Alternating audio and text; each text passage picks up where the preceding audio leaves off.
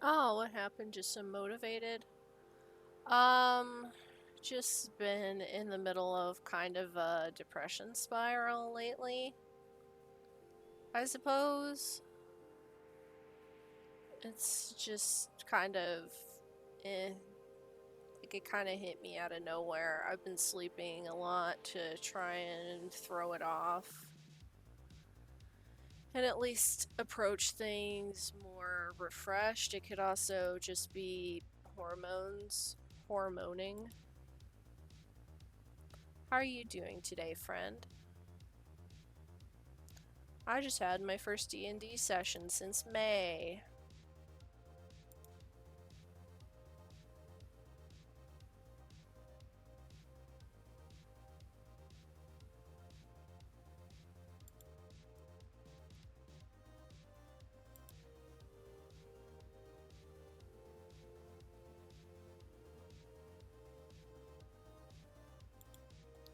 Similar sitch, spent most of my time in bed sleeping today. Finally have home car, so that's neat. Ooh, nice. Now you don't have to share with dad and you'll be able to help out more. Well, hopefully.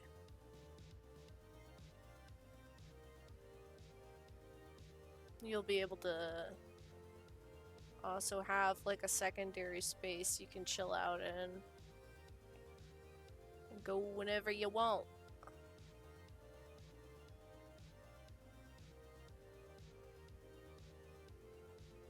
It'll also make getting to work a lot easier, probably.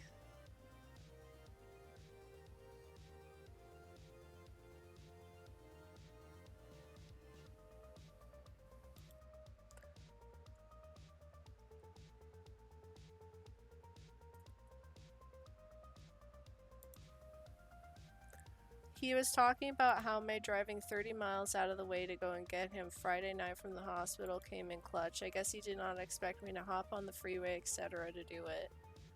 Aww.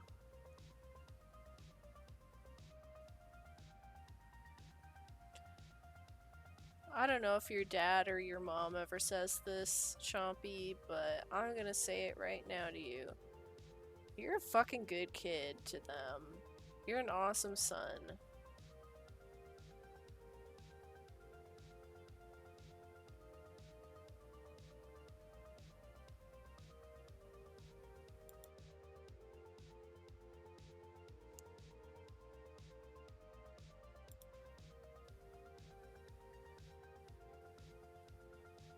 Hope you realize that. I don't think I don't think ever have, but to be fair, I don't think they need to either. Oh, well, I hope you think that.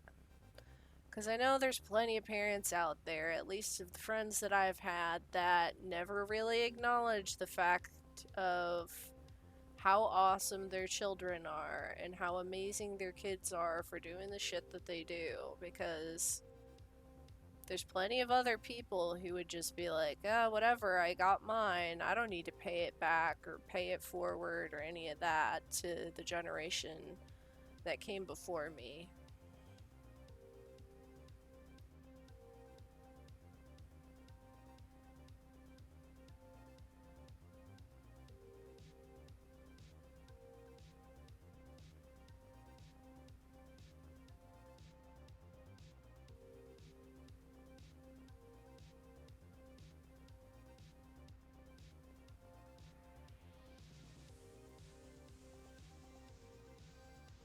Hmm.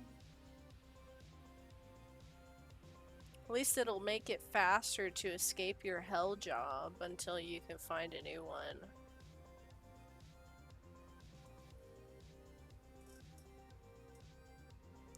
Yeah, it'll be an interesting week to be sure now. Get to work on my own, have my own hiding place for lunch finally. Nice.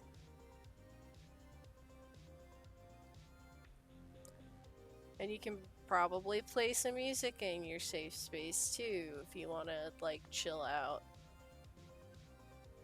while you're eating.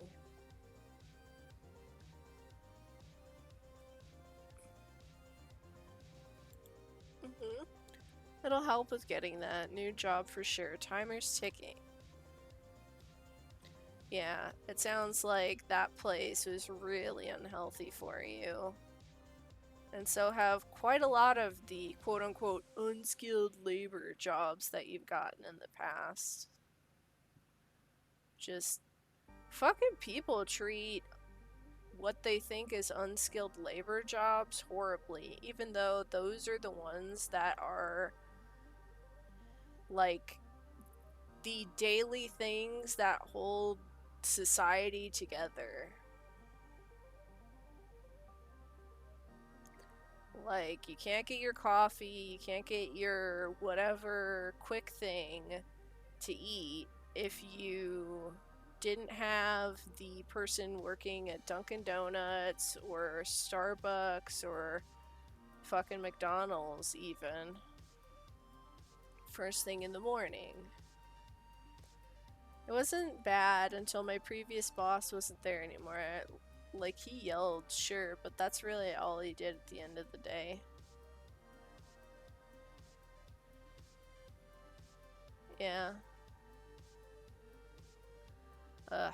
At least it's not as bad as the job that I had over at Subway, which that was probably the worst one because the manager that was there, or supervisor, I don't remember what the hell he was, but he was creeping on all of the minor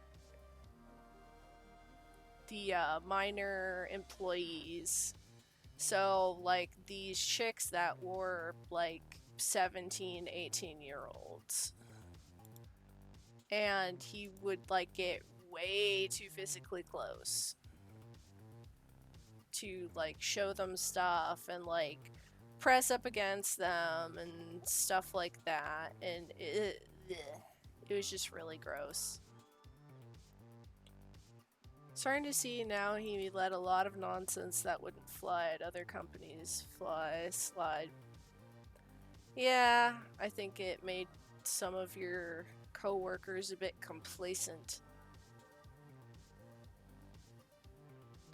By the sounds of it.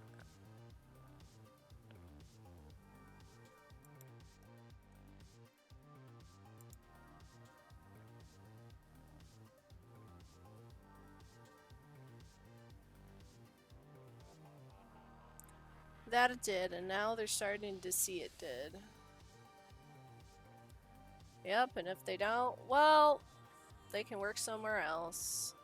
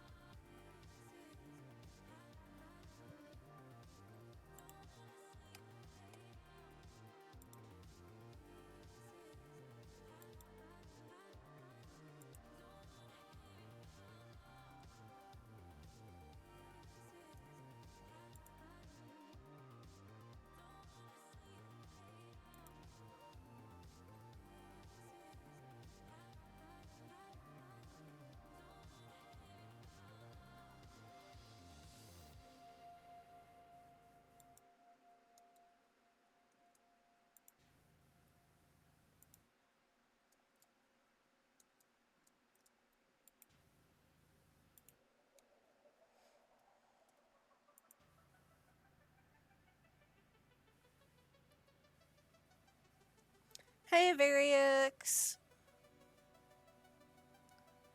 Claim, one of them got dropped to 1 day a week for hours, lol, like all she did on the clock was talk to her boyfriend on the phone, or go hide in the back room on break 30 minutes at a time, claims it's retaliation. Jeez. What a toddler.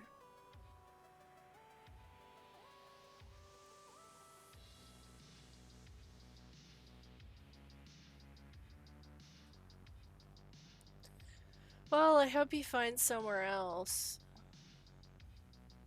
Because those unskilled work jobs are a dime a dozen.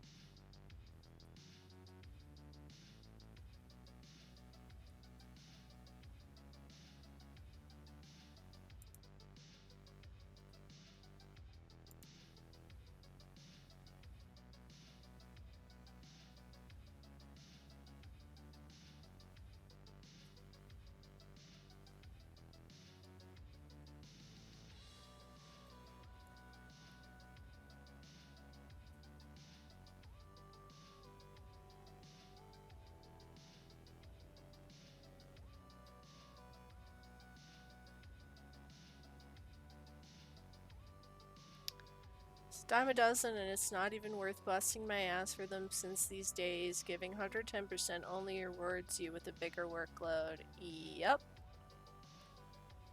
Sing it, brother. Hell, there's a whole fucking subreddit dedicated to this shit. Our anti-work has been singing the song for quite a while. And it's not the song of like, oh, entitled neckbeards and shit. No, it's fucking people don't pay enough to live off of anymore and they don't care. Shit is disgusting.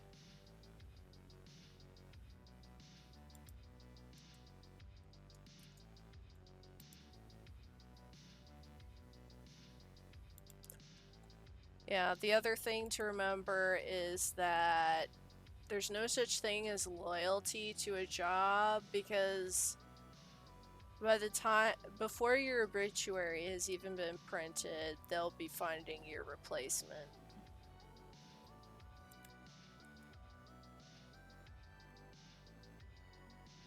That's the biggest thing to remember about this shit.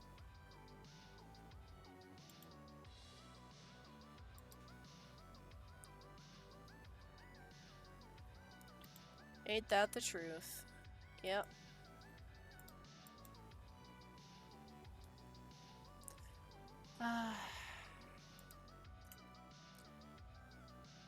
And it's been like that for a while. It's why I'm hopeful for Gen Z, the like. Because I know millennials definitely were like, oh, well, we're not going to stand for all of this shit and we're gonna try and fight to get better wages and an actual livable situation. But they're actually going out and they're doing the loud quitting shit.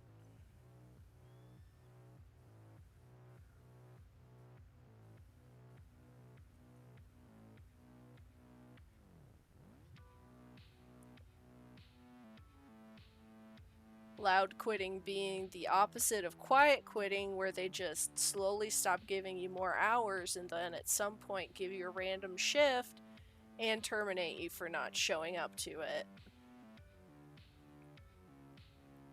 Literally watched that happen in real time. I bet you did.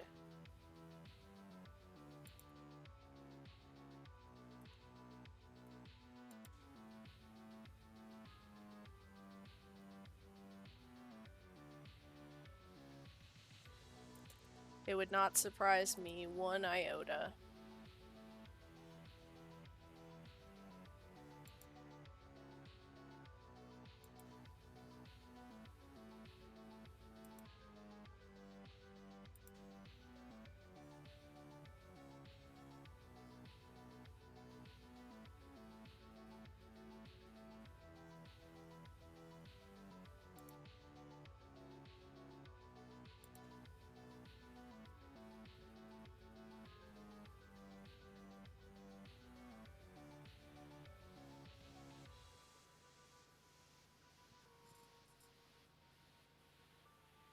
Do you ever squint at a reflex when you look at the sun in video games?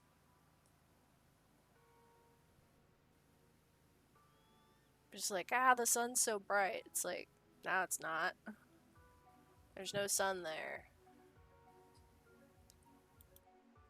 Maybe what I ought to do is look for multiple well-paying part-time gigs and just, I don't know, stagger them. So like if one doesn't work out, quit the one and stick with the other while I look for something to fill in the one. Nope, can't say I do. Yeah, I mean, some people do the staggering thing, but you might notice yourself getting burnt out more quickly while you try and juggle which thing you want to find out is the good one to work on, but I've seen some people do that while they're job hopping. I mean, that's kind of the way that people do it nowadays.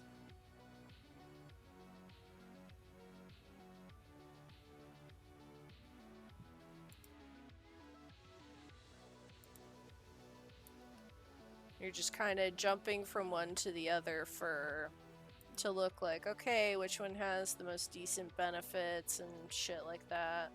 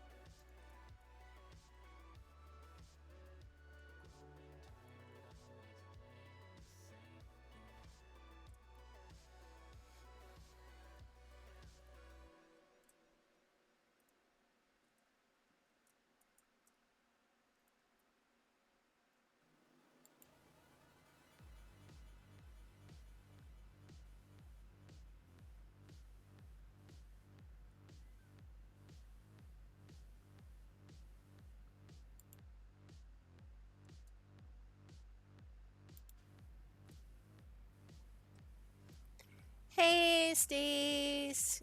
Boot cat rebooted my computer again. Washy washy, yes.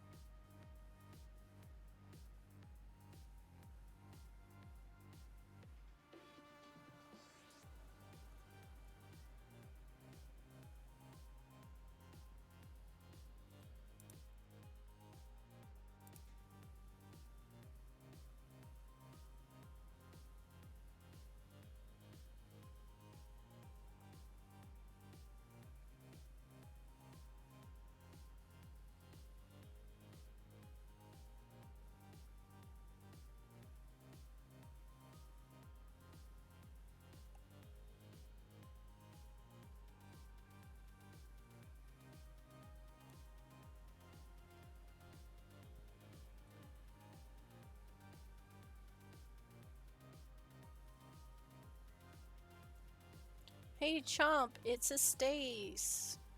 Oh my goodness. Hey, Stace, it's Cormac.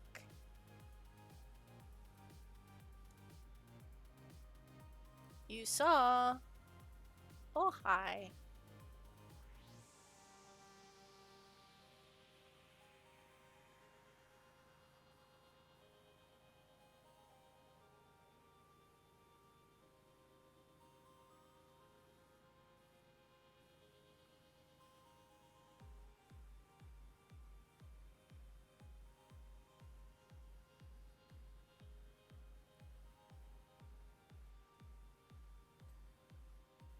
Me,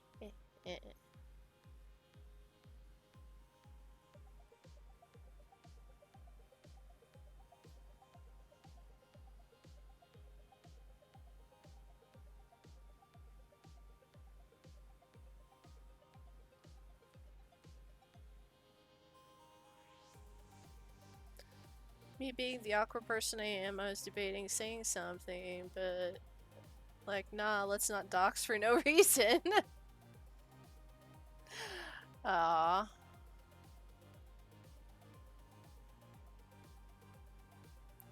Did I dox you? I'm sorry.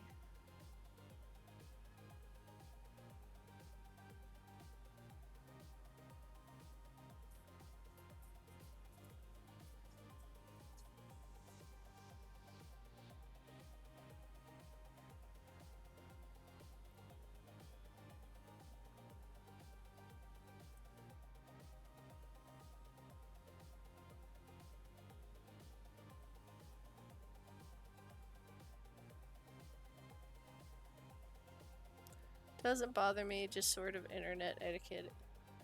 There is sort of internet etiquette anymore. Uh.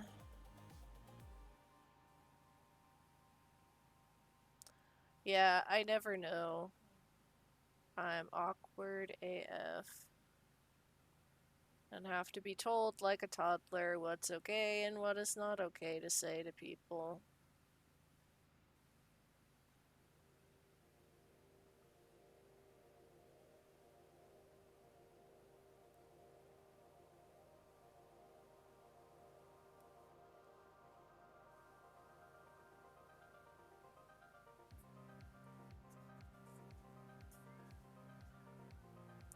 But it's the internet, so everything and nothing is okay to say.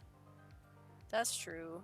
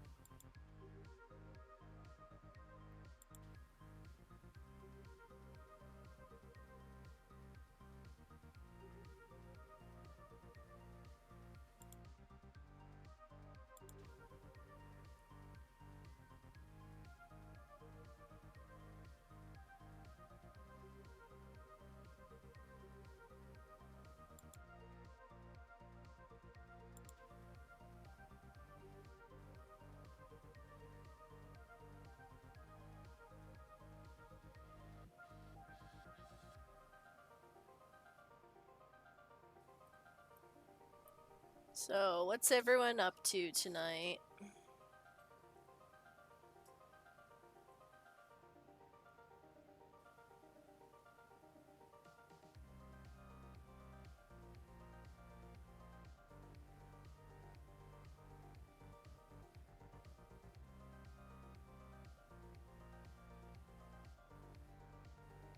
Auto chess and just vibing.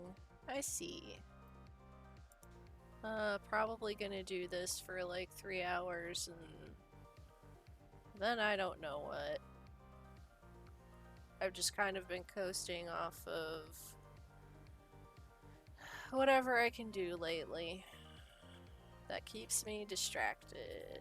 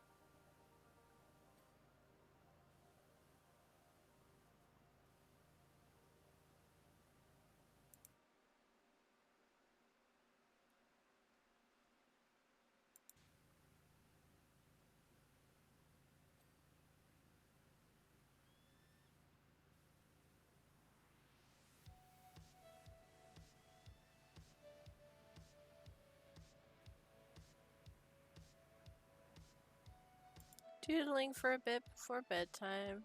Nice! What you doing?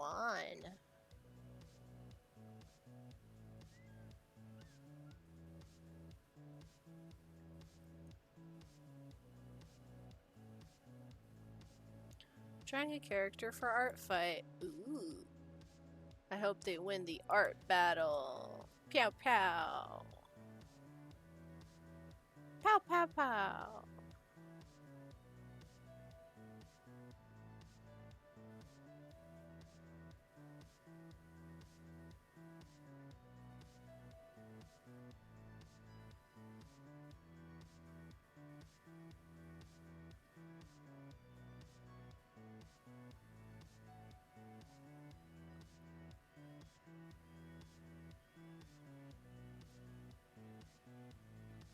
Unfortunately, my team is behind. Oh noes! Is it like a thing about points, or is it more like the amount of drawings or something you have to do?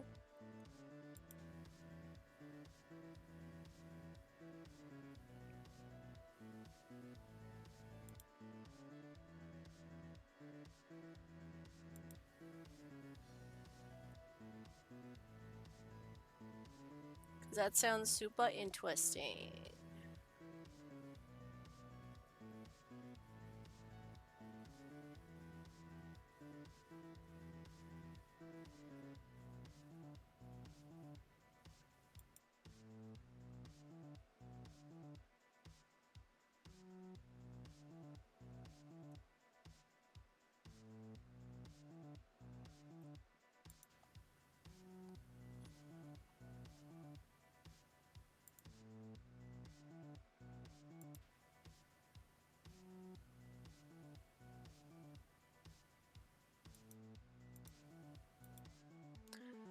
You do attacks, aka art of a character, and get different points for it if it's a headshot, bust, full body, and how polished it is, etc. Okay.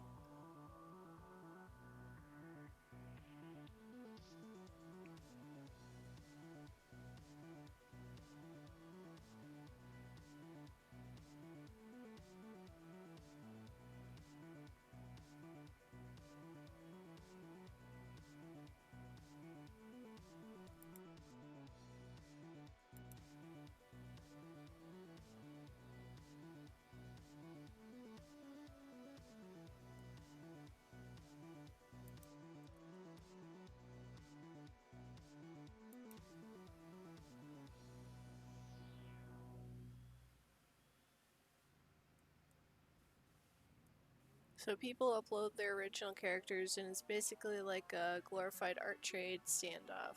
Huh. That's cool. Fun idea. Woo.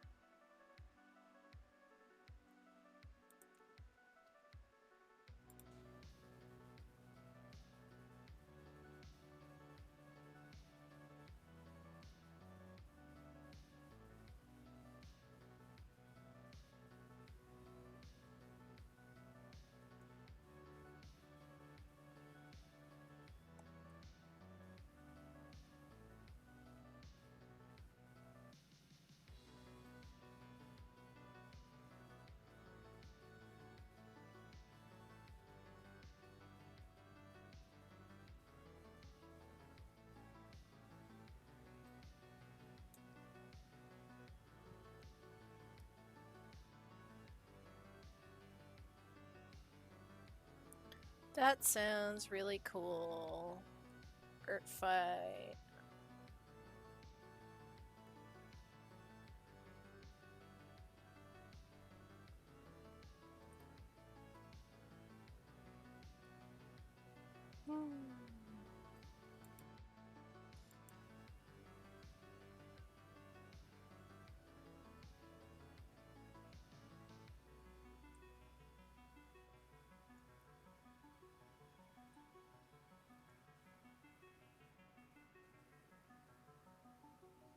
I hope your team ends up winning. Maybe people are just storing their best stuff in a barrel to be shotgunned out near the end. Yeah, just so it happens every July, so I'm hoping I can get a few more pieces done for it. Nice. Honestly, sounds fun. Stace encouraged Chomp with me to do art. You should do art, Chomp.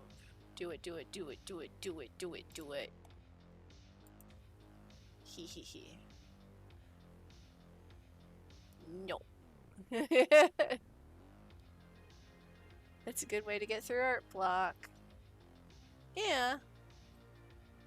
I bet you could even... Do you have to use a new unique character for art fight, or can you use a old favorite?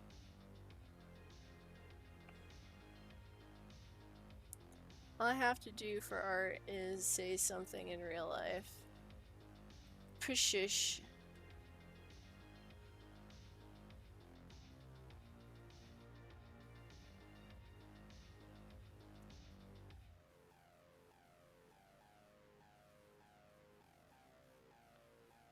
I do think if you had the right tools, Chompy, you'd be able to be pretty darn good at art. It is a fun hobby that is good for venting sometimes, but I know you don't want to, so I'm not gonna push it.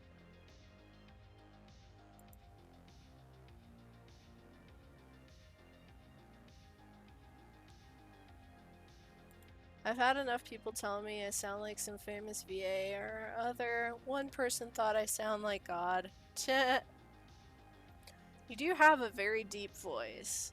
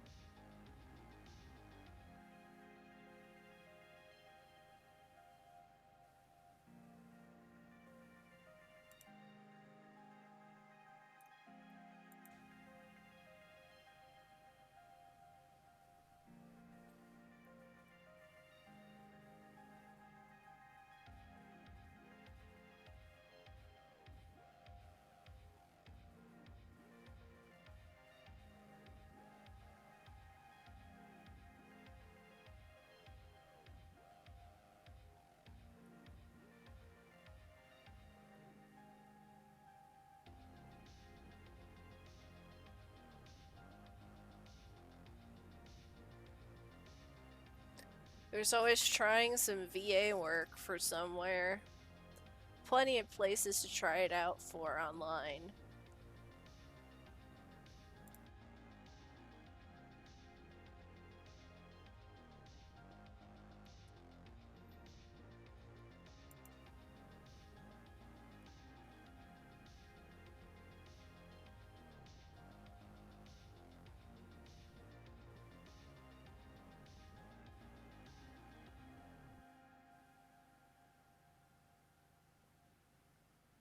That or maybe even take up singing as a hobby.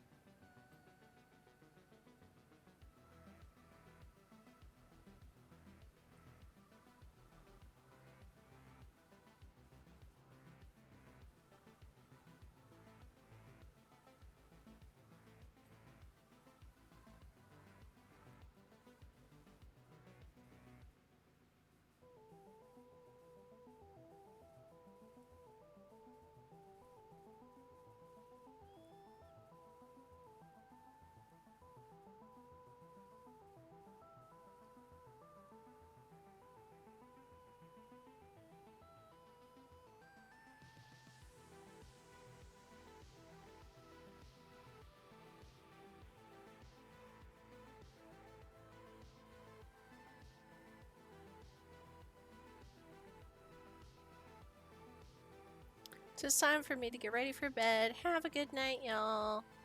Good night, Stace. Sweetest of dreams.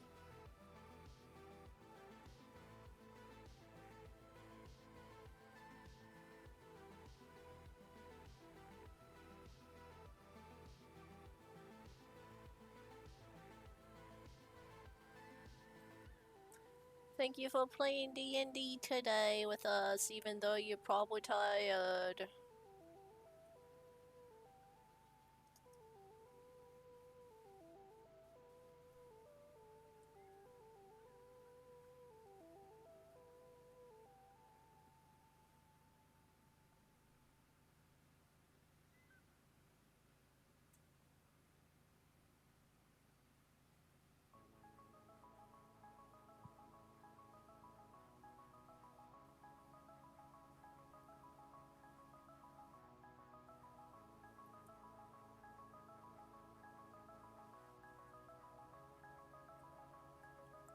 I'll stick around though, basically lost a day with all the depression sleep. Yeah, I feel that. I think I fell asleep at like 3 a.m. yesterday and woke up at like 12.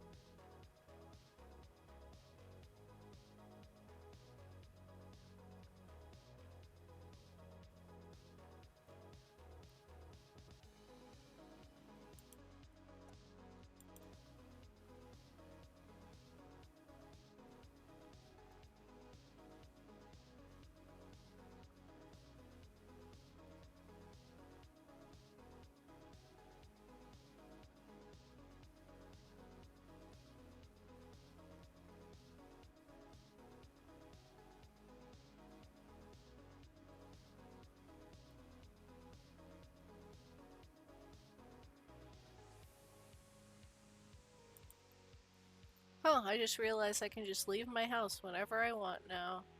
Yep. Means you could go to social events. Like looking for perhaps a tabletop game store or something where you could be part of a group. Hmm. Think about that.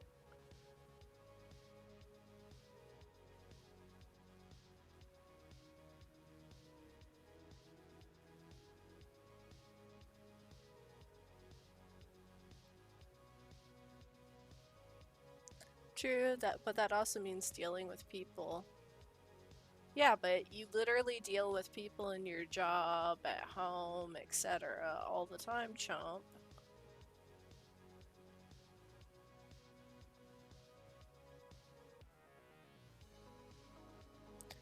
I know, it's more the fear of new people. Yes, for money. True, fair enough.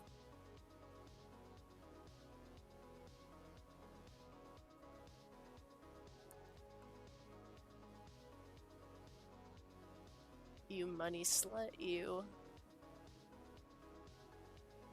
You little social prostitute.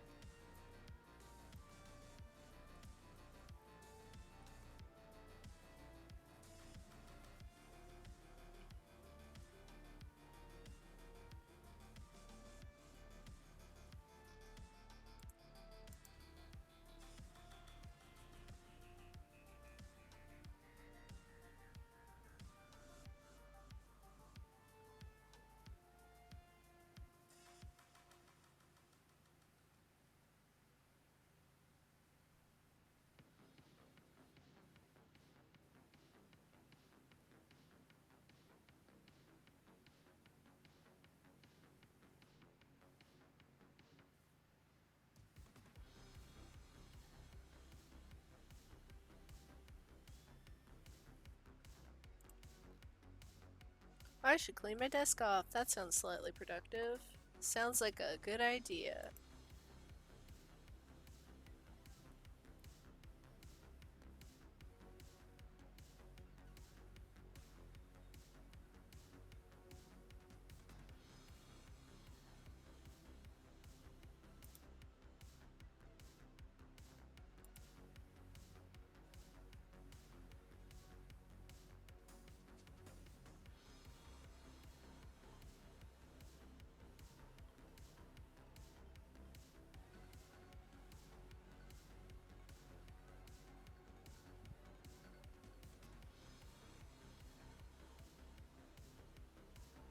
Also, I don't know what's worth watching this season for anime outside of Code Geass. Yeah, I don't know either. Me and Sting started watching something, but it was, cringe.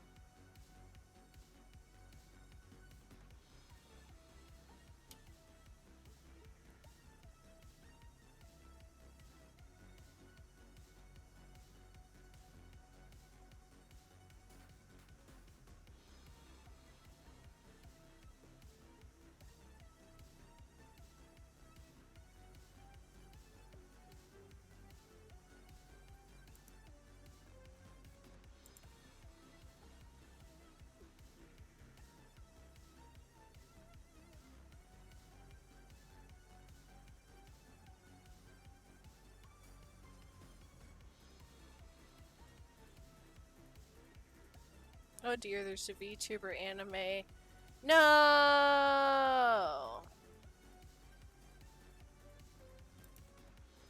I saw an anime that was very clearly made in like in the VTuber kind of sort of mechanics that I use for like my rig.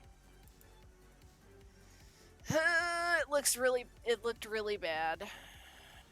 I think me and Sting watched one episode of it. It was really fucking boring. It was about a cat cafe that was run by cats.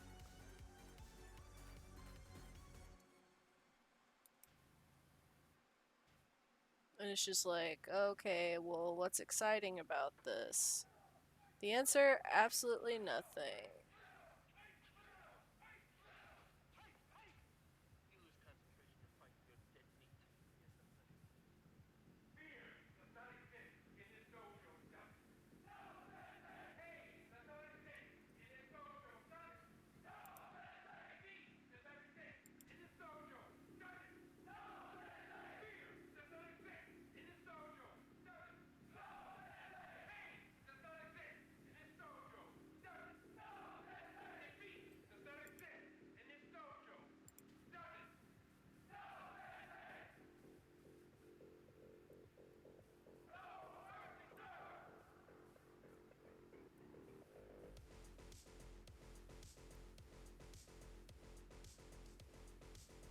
Only thing that jumped out at me was Shy Season 2. Wasn't aware it even got a Season 1 in the first place. Are we squeaking at our tail again? What's that stinky tail doing this time? My cat Karma sometimes yells at her tail. I don't know if it's because she doesn't understand what it is, or if she's yelling at it because it hurts. Because she is a bob-tailed cat.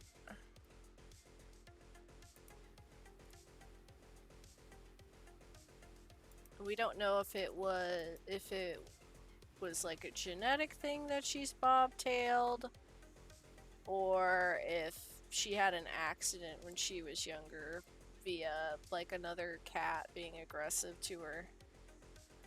Because my mom found her as like a feral kitten.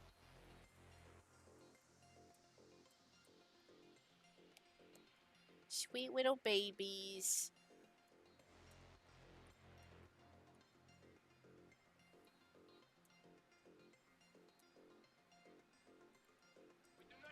Oh, are we growling? Oh, it's okay. It's just me. Mokimo, go in. My cat Moki is hanging out below her and she's getting all territorial and growling. Phantom Tail is probably the worst, not gonna lie. Yeah.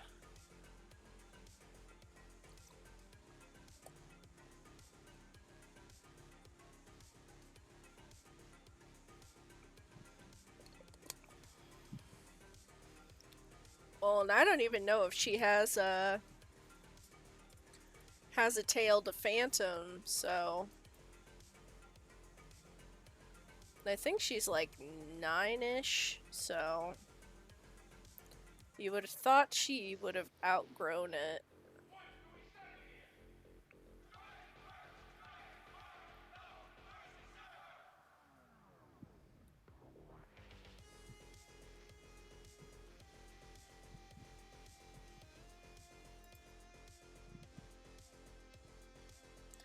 No Mercy Cobra Kai 1984 mix by 7DD9.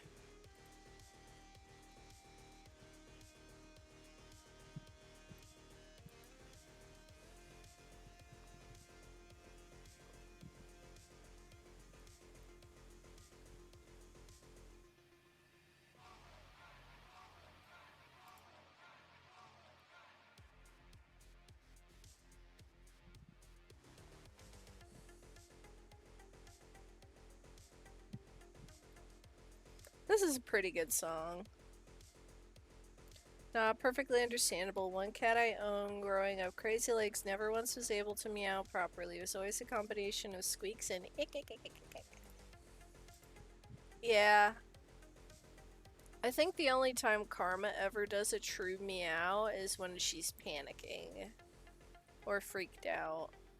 Because then she'll let out like a loud, a loud, eh, eh.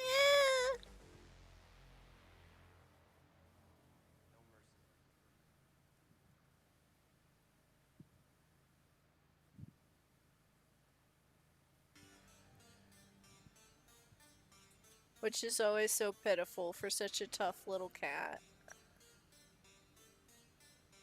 Because meows are technically supposed to mean mom, help.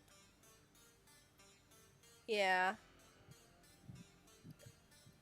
It's like kitten language that cats are meant to outgrow when they become adults, but house cats don't really understand, like, well, there's no benefit to having a meow. And announcing myself.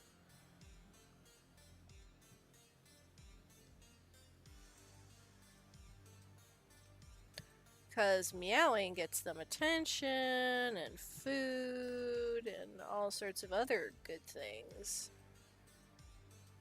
Whereas a stray cat is like, I have to be quiet, otherwise this fucking coyote or stray dog or whatever else is in my territory is going to attack me.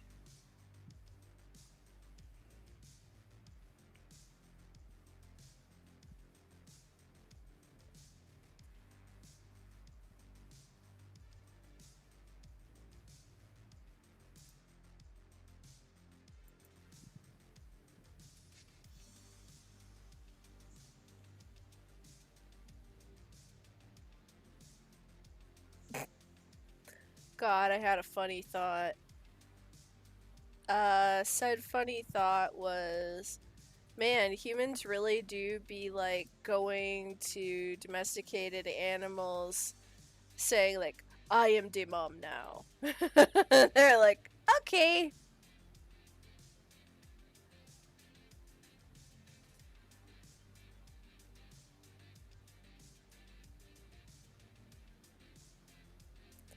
Hell, even the moms are like, sure, whatever, fucking take them. This thing is noisy and annoying.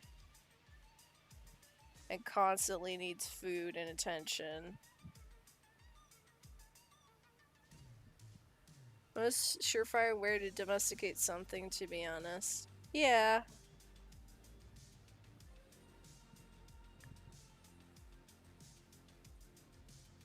Heck, we pretty much did that with cows quite a bit.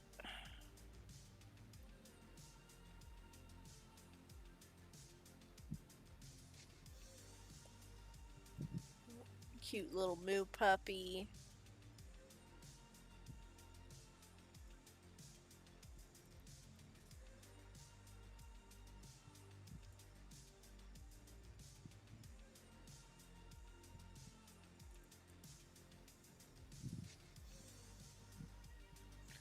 Do you know there's a very small subset of farmers that have actually started trying to teach cows how to clear hurdles the way that you do with setting up obstacle courses for horses. It's just lower. They can still do it.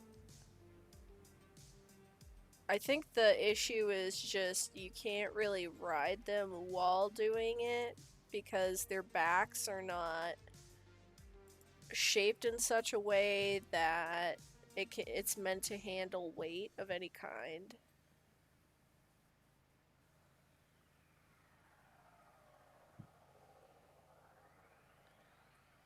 Yep, Bartis 90s Godzilla cartoon was based off of that. Only reason they could control Godzilla in that show is because it thought the main character was a small, which is bizarre to think about considering lizard brain and all. LMAO. Equestrian sports, but for cows? Yes, pretty much exactly. Because not everyone can afford it. Not everyone in a farming country can afford to have an animal that pretty much serves no other function on the farm. But bulls likely have studying qualities and such, so that's fair game for teaching something a little bit more nuanced, like jumping for like training and stuff. Unrelated, please remind me to show you the secret cow level on Diablo 2 someday. Okay.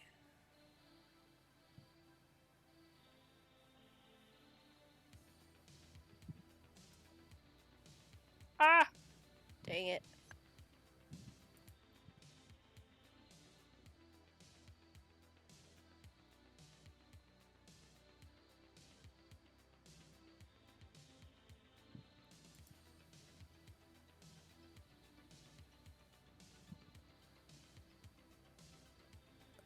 They don't make moos like actual cows. Hmm.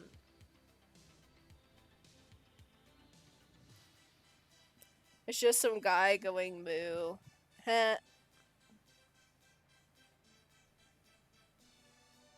least it's not as fucked up as Kyo's adventure. Because just remember, folks, on the internet, everything can always be worse and more bad and strange. Yep.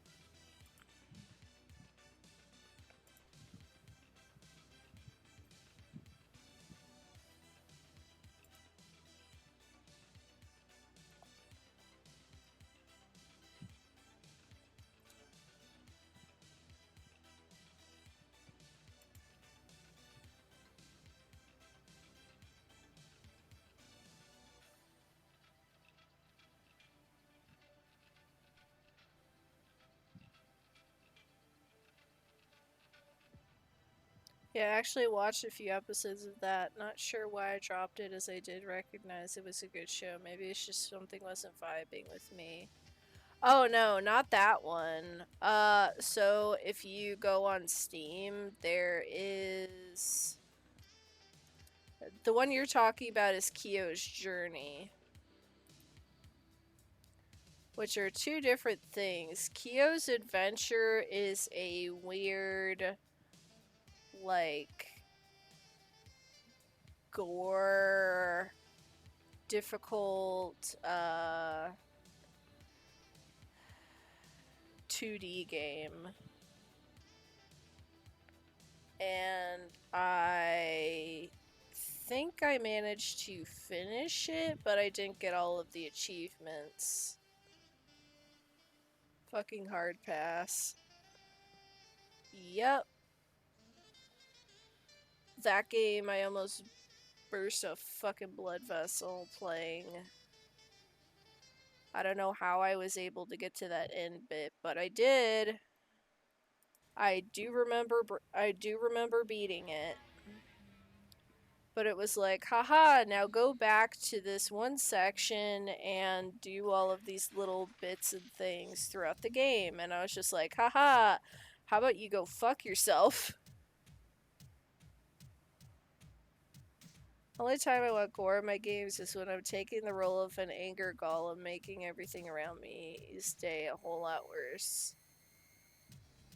Yeah, or you're in fucking Fallout and you have the gratuitous gore perk or something, and you're just doing it for shits and giggles, turning everything into a blood bag of confetti.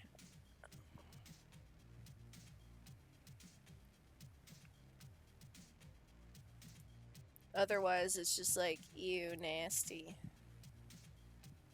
Yeah. Like I said, don't look up anything regarding Kyo's Adventure. That game is...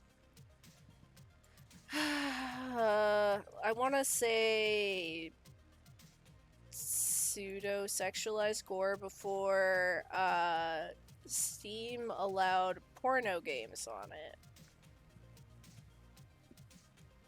Oh, it's probably nowhere near as bad as Song of Saya.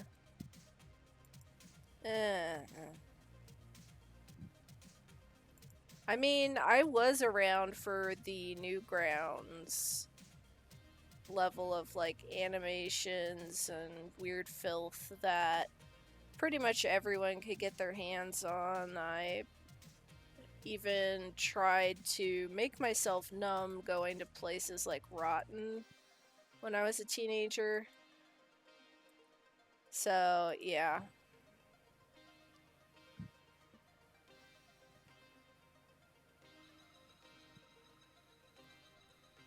Because I was tired of being a sensitive crybaby about everything.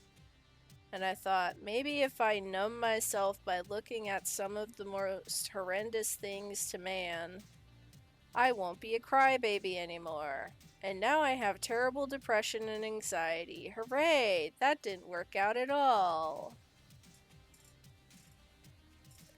That's not how the human brain works, it turns out. It just makes you learn to take all of those feelings you're feeling that make you a crybaby, and it's like, I can no longer sad.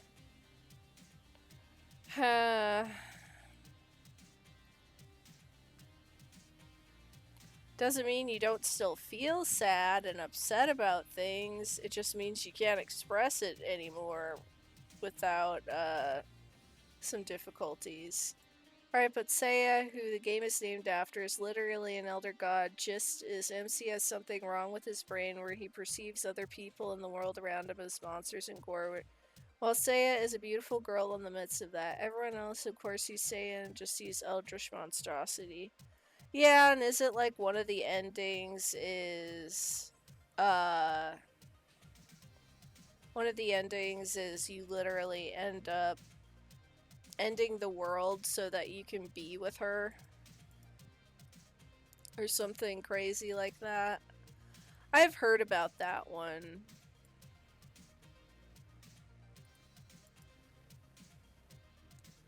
Because I would look up, like, oh, what are different horror games and stuff that's out? What are, like, some of the concepts and stuff like that?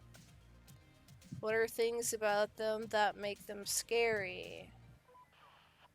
Because I wanted to make a horror game.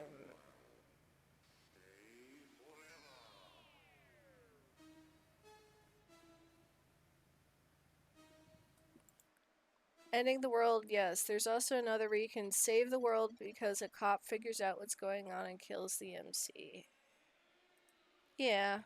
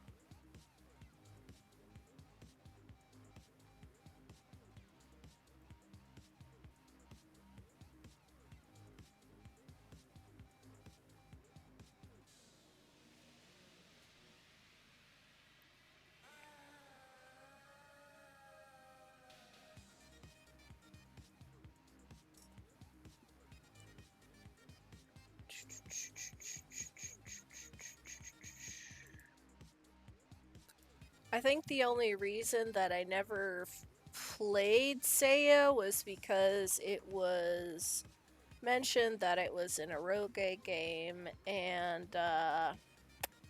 yep.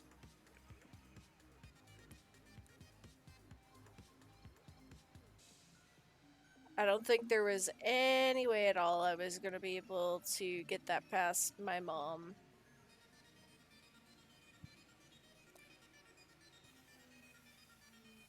without it being super duper awkward.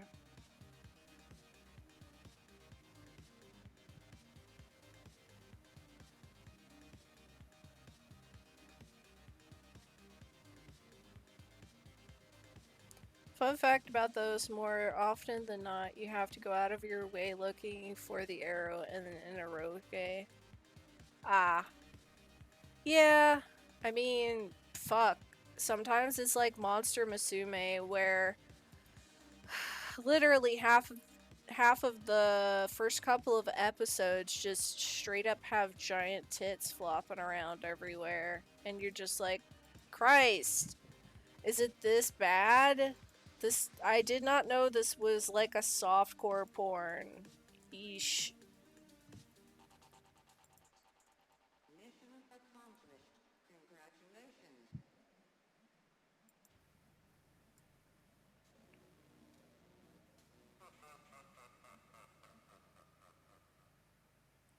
That's like how I laugh. Ha ha ha ha ha ha ha ha ha ha ha ha ha ha ha ha ha ha ha.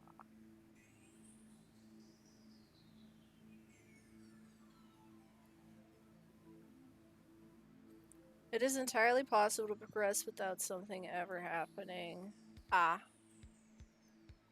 Yeah, but me being curious and so on and so forth, I'd probably end up accidentally progressing something.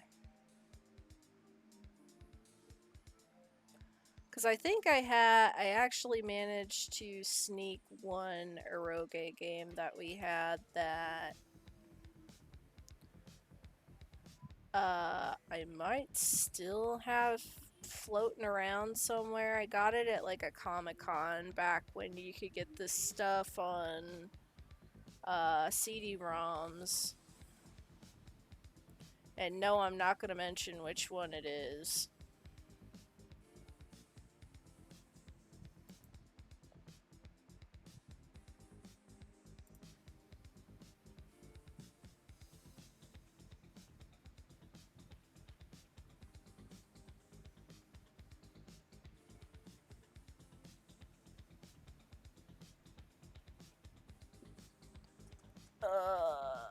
And that one definitely had some shit in it.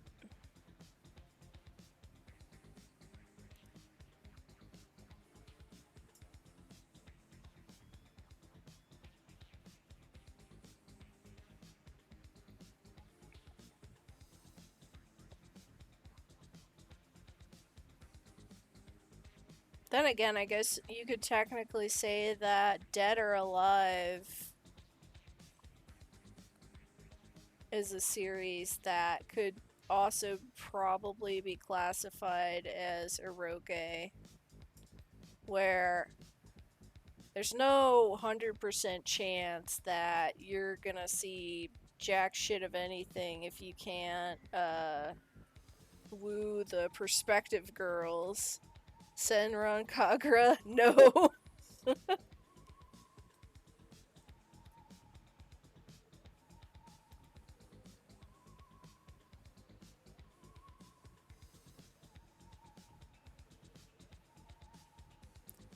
uh, no, that is not the game that I had, if that's what you're guessing.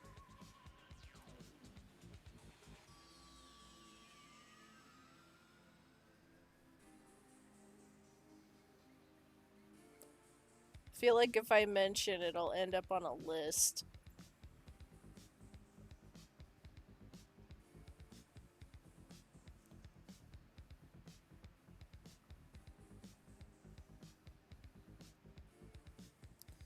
Oh, one of those. Yup!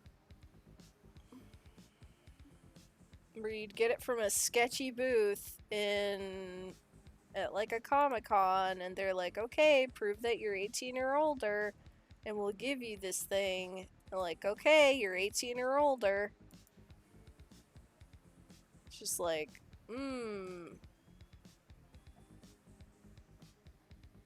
Watch a VTuber named Pippa play through Katawa Shoujo. It's entirely on YouTube a month or two ago.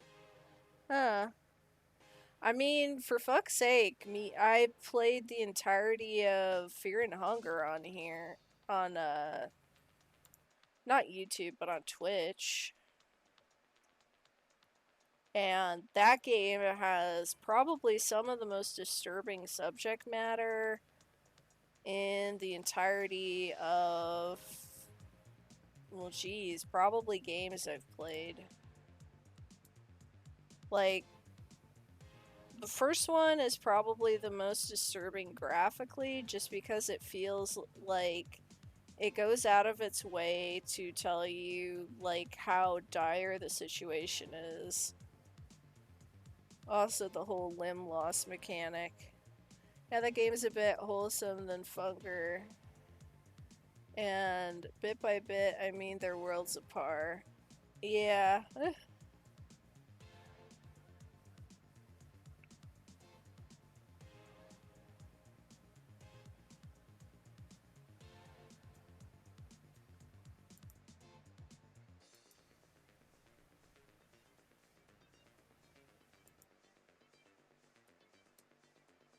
I'm still slightly bitter. There's nothing like Monster Monsume for Fuji's out there. Where are my hot, sexy monster boys? God damn it.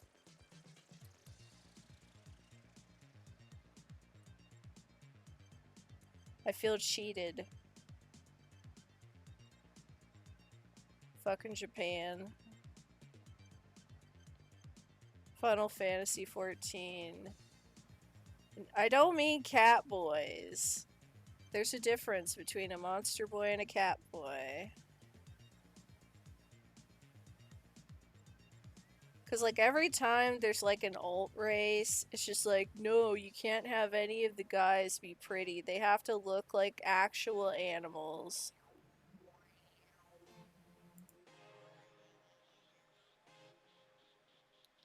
They got cat boys, lizard boys, lion boys, bunny boys.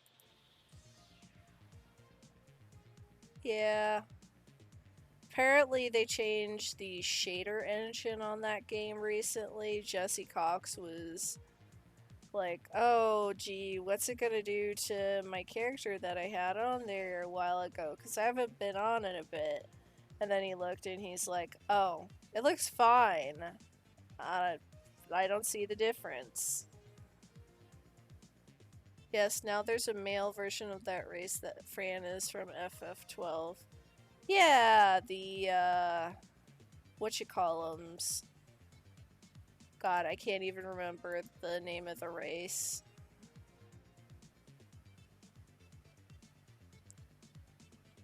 But they were not called rabbits.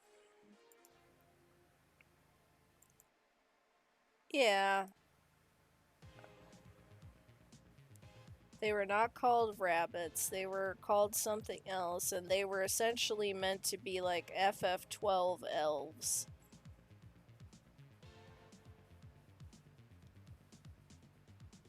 Because they hung out in the forest and they were super close with nature. And Fran was the only one of them that was dark skinned.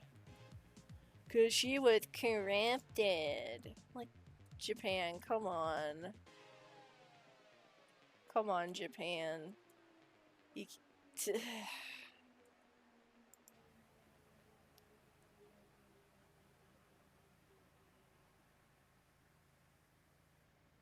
out of a bunch of people living in a desert, which is funny to me.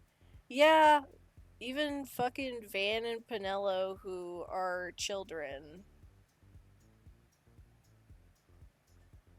Like, I could understand with Balthier because he does not live in the desert. He used to be a prissy, rich noble. Same with. I guess I can see why the adults. Because Bosch was trapped in a dungeon for years. Ash is a princess. So, of course, she's indoors at all times. And Balthier used to be a prissy noble. Yeah, but Van and Pinello, why are you so pale? Children get tan, and you're both 19. At least Van is, I think. I think they said he's 19 or 16. Either way, neither of them should have even been in that fucking series. I'm so mad about it.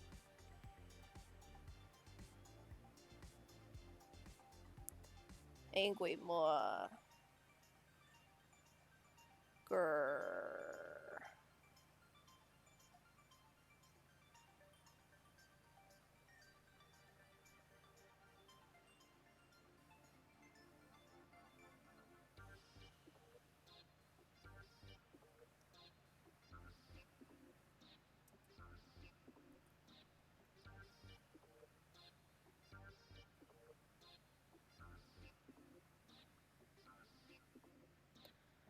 Trying to think. You know what I never understood? How the fuck are Lulu and Yuna as pale as they are, being islanders, or Riku being as pale as she is? As someone that lives in the fucking desert in Final Fantasy X. Like, you're in like a tropical paradise that's probably very close to your world's equator. How are you white as bone? Why does your skin not have a single tan on it? But frickin' Titus does. Titus and Waka are probably like the tannest in the entire group. Oh, easy. They just never left their houses, obviously.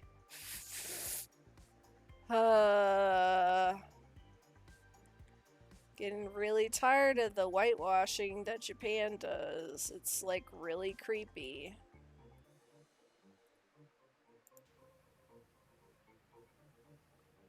Meanwhile, they're like, oh, black people are so cool. Are they, though? That's kind of why I think probably my favorite cameo of an American in anything anime related is actually Way of the House Husband. Because he has this neighbor that lives besides him that is just like, oh, I miss being able to eat barbecue because my dad used to have like a barbecue place. And so that's like really important to me. And Japanese food isn't like American barbecue. And so the main character, he's like, okay, well, let's try and do some barbecue. And they both end up almost dying from fucking carbon monoxide poisoning trying to grill inside of Bob's place. And they're like, wait, we need to do this outside. And then the cops come and say, hey, you can't do this here. And Tachan is just like, he's grabbing the cops and he's looking over at Bob is like, quick, escape with the goods, dispose of the evidence. And he goes to eat the barbecue that Tachan had made. And it's like, it's still blue in the middle. And he's just like, dude, I can't eat shit this raw. This is too raw for me. Because a lot of Japanese actually like blue barbecue, which, whoa. But yeah, that's probably one of my favorite representations because it's not like he's dumb or anything, and he is like really appreciative and excited for the culture that he's been integrated into, but he just is a little homesick.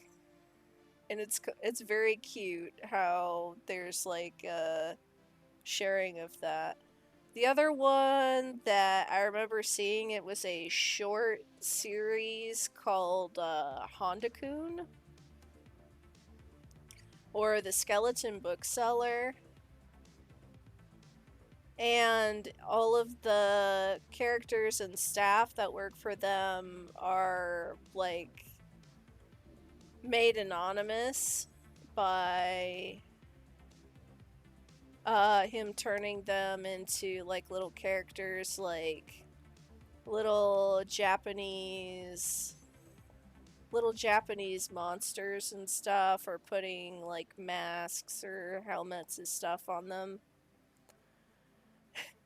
The first episode is about how brazen people have gotten looking for BL content, specifically foreigners.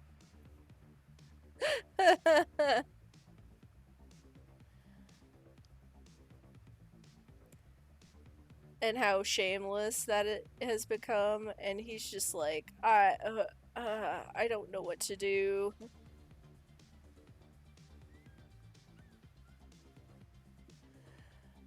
I mean, they're not wrong about that.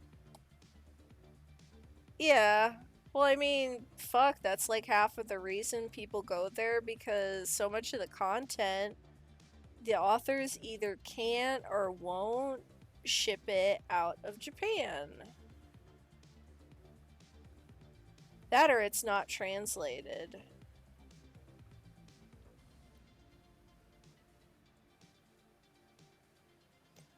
So for a lot of people, it's a good find to find decent art like that. Which, because I mean, a lot of the content that we have over here, it's like from the 80s, where everyone has gigantic hands, banana lips, diamond chins, and either has the body of a woman with no tits or the body of a fucking Dorito ass, like, transformer. That is the art style, very much, of some of the first stuff that came out. The sparkling eyes. Yes. Also, most stores out there do not carry thin novels, as they're called, or DJ, or dojinshi, which are fan works.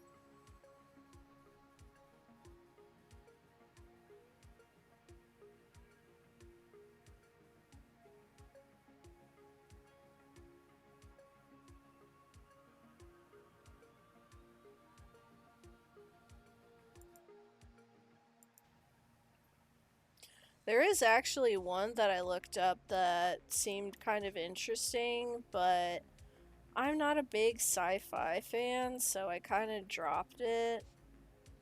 I think it's called Welcome to the SNK.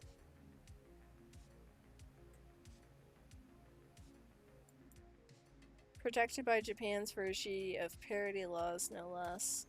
Uh, yeah.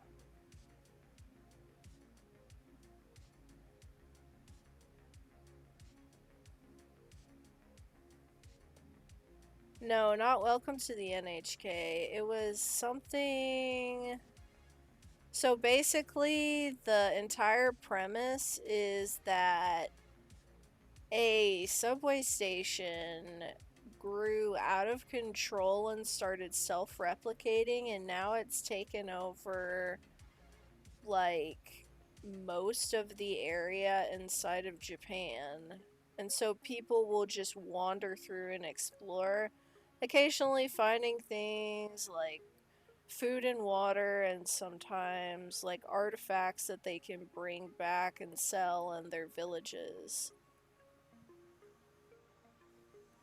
Which I thought was kind of an interesting premise. But. And the art looked really decent. I just think the. I got a little bit lost in the weeds with it.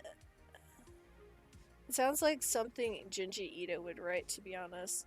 Yeah, but it wasn't written like a horror thing, and apparently it's really popular in Japan right now. Or at least when Honda-kun came out. Which could be like 2 years ago, for all I know. I did look it up, and it does exist.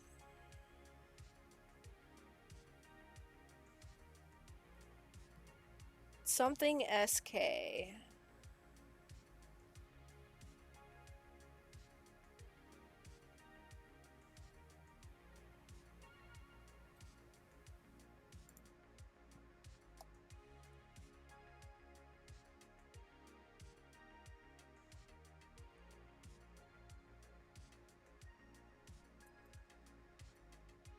God damn it. Now I have to look. SK.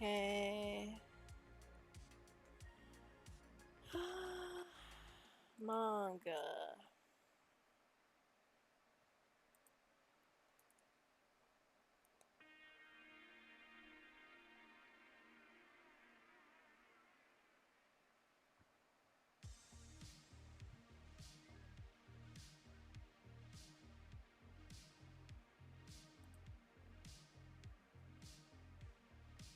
SK manga sci-fi.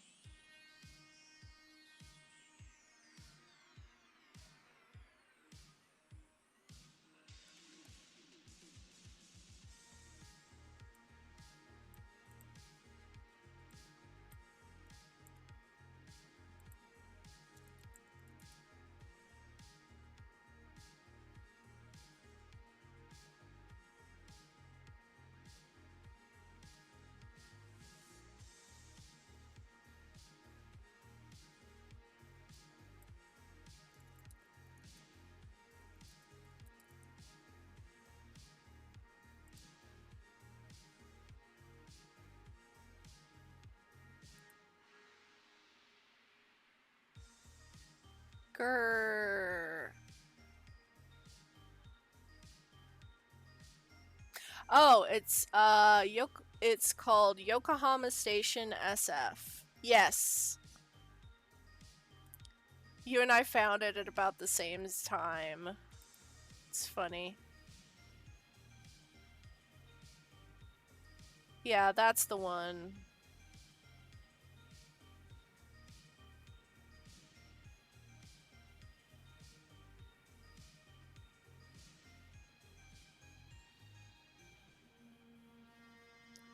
Literally being short for sci-fi, LMAO.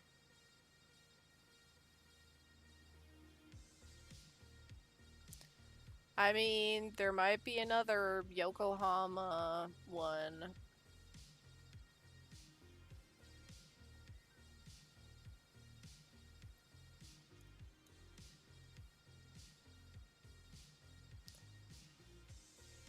Because I think Yokohama Station was actually the place where the Seraphim gas attack actually happened, so it's probably a notable place for people to write about since then.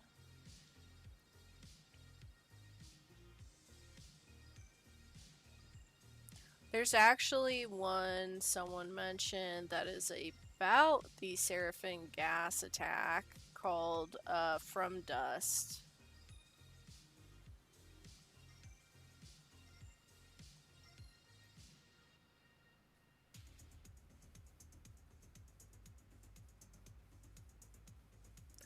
Which I don't know if you ever heard about that or not.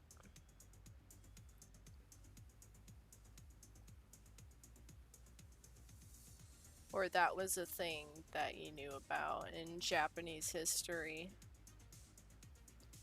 This would have been from, I think it was the 90s or the 80s.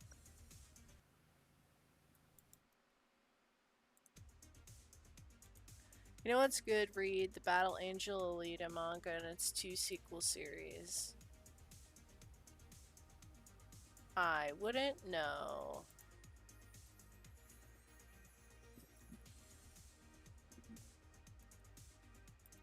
Heck, if you ever get talking with Matt's wife, you guys would probably hit it off.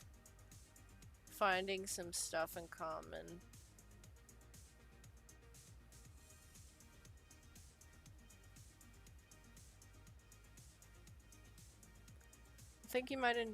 I think you might enjoy it if you like real science. Sometimes. It depends on what kind of science. Like, I'm down for some Bill Nye shit like they do in, Dr. Stone sometimes. The stuff in that is all shit we can do now with our current understanding of science, but, like, turned up to 11. Ah.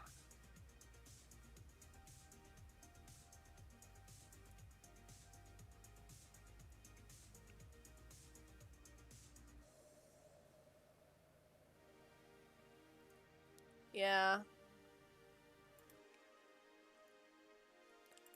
You know, anime I don't really see getting a lot of blowback for the day and age. And people still absolutely love Golden Boy, which, yes, it's funny as fuck, but at the same time, it's also disgusting as fuck with how gross he is towards women. Like, he would be put on a watch list today, that man.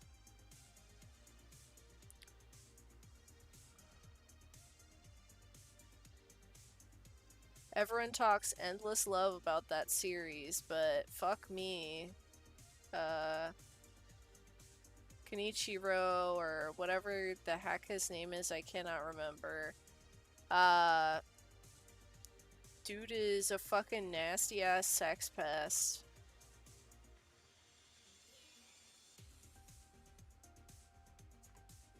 He is a straight up problem. Everyone's like, oh, but he's like this amazing genius. It's like, yeah, but he's fucking disgusting. That does not excuse, like, this behavior.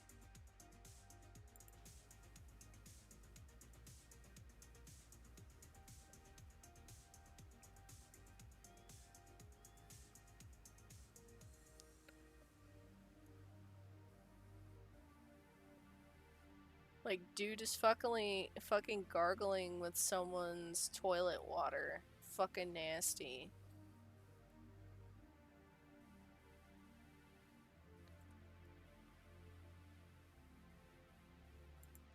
Like, I think I viscerally, I almost vomited the first time I saw that.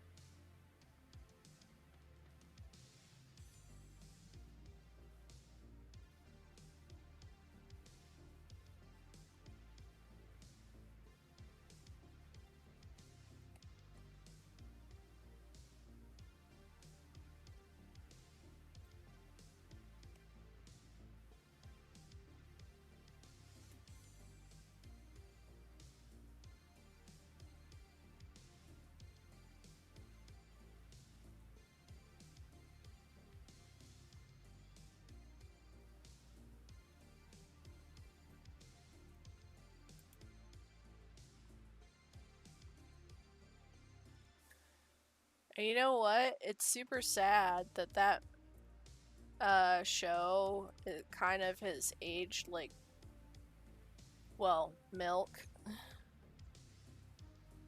Cause animation is fucking gorgeous. Like, you can certainly tell a lot of work hours were put into that shit and love, but just the content of that makes it like really difficult to really even admire or watch.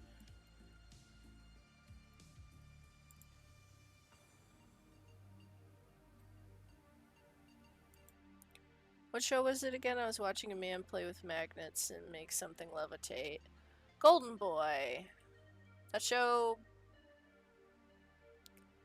really beautiful, and some of the bits are really funny. Like the bit where he's trying to show off and like swim for the one swim instructor he wants to impress and like get a job being a instructor. But instead, they're like, no, you're kind of shit at this, so we're gonna relegate you to a different position.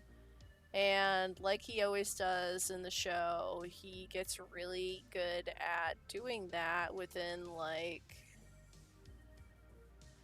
a very small window of time and then becomes like a savant at it. But the entire time, he's doing super creepy, gross sex pest stuff.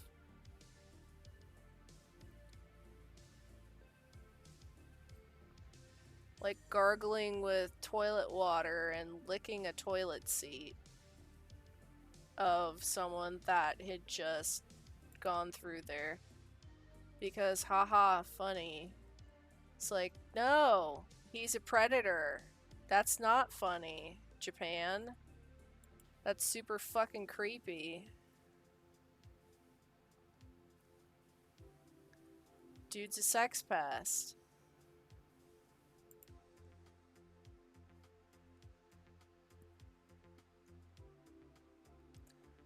Yeah, I'm familiar. Yeah, it's such a shame because the animation is gorgeous.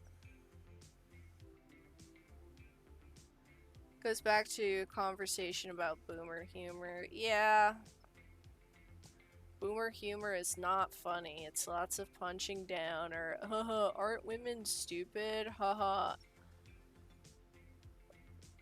Big dumb man wants sex. Haha, isn't it funny? No, it's not. It's one of those reasons why I can't understand why my mom is so into black and white shows still. Like, sometimes, yeah, it can be kind of like comforting and simple, but at the same time, a lot of the views and stuff feels very antiquated and like actually like bad for people to think that way. Like, I think probably the most progressive show of the 90s that I remember watching was actually Roseanne. While the actress herself is kind of a piece of shit in real life, which is sad to learn, and a lot of the people that worked on the show were super undervalued because she was a diva piece of shit.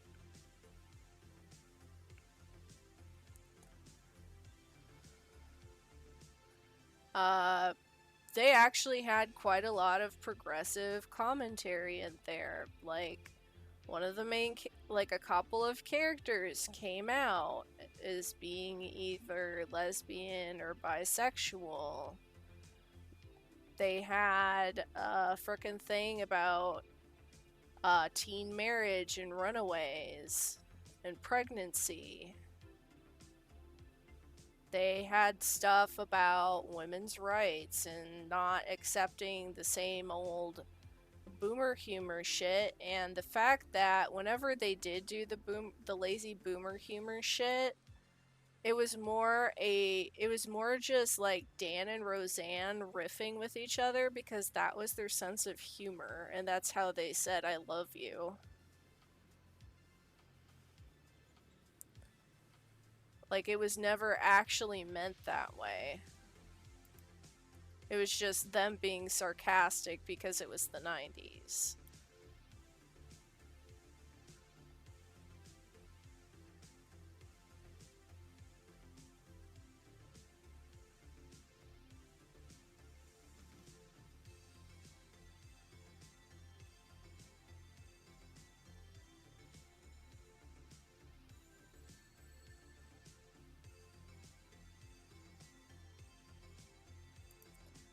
So yeah.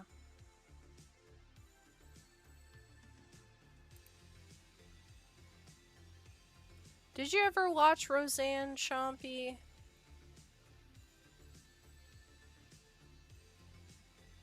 I sometimes will watch it again whenever I get like kind of nostalgic for old television.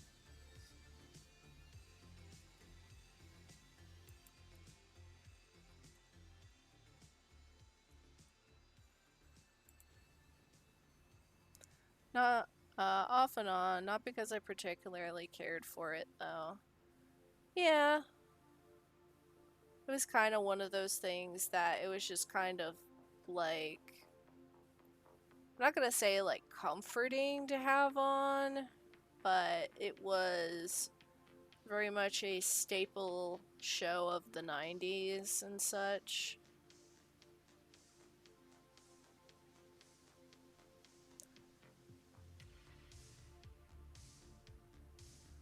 Same with shit like King of the Hill, how that's become part of pop culture.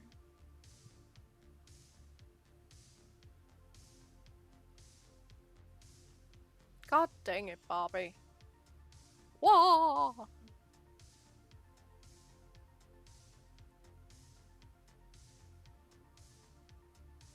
That's my purse! I don't know you!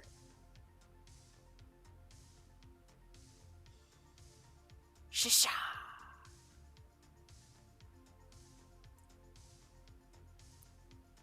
There's so much about that show that is so freaking funny, and so much about it that, oh boy, it does not hold up to certain political correctness, even though it was Mike Judge trying to poke fun at like kind of conservative sensibilities and ways of thinking. King of the Hill, I didn't truly appreciate until I was an adult. Yeah, I don't know. I think I kind of remember it a little bit when I was a kid, but oh god. Like, Bobby Hill is gonna end up a really fucked up adult going by like that show and just a lot of the things that you learn in there. Not as much as Oral from Moral Oral, but pretty close, probably. Like, Bobo Bo Bo Bo Bo Bo, I didn't really like it as a kid, but found it funny as fuck when I revisited it as an adult. I have not gone after that show again because I thought the animation was kind of weak. And honestly, if I'm gonna watch a show, I at least want the animation to be okay.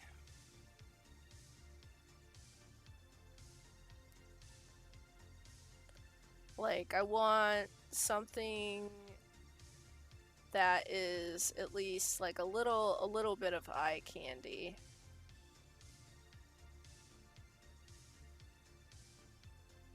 Otherwise, I get bored quickly.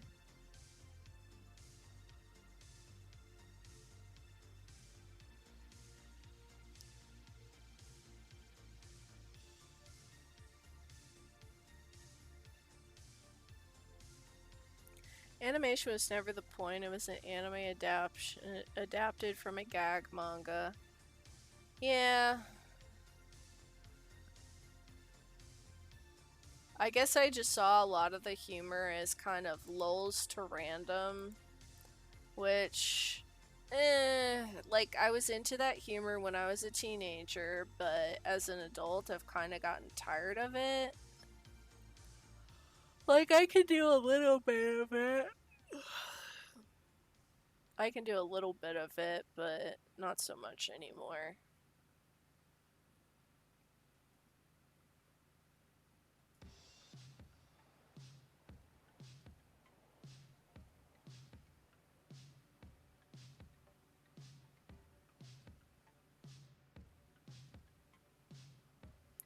Ghost stories, though. Yeah, but that one was actually like really, really funny. And I actually had heard a panel from Greg Ayers before I saw that, and he was talking about, I think that was probably the most fun I had ever had as a voice actor because so much of it was just kind of ad-libbed out of nowhere, and we just decided, okay, we're gonna just try and make up as much shit as we can because the script does not work for a non-Japanese audience. And so they went ham on it. The same as not oh, never mind. Not the same as the same cannot be said for stuff like Crayon Shin-chan, which is like that on purpose. It's almost kind of like South Park humor. That was 100% random humor with its English dub, but that added to the show. Yeah, that one I'm okay with. I don't know if it's nostalgia goggles or if it's just because like it makes sense enough and I know what they're doing with it, so it kind of works. I mean, they were making jokes about Halo and Rush Limbaugh. Yeah. And GTA.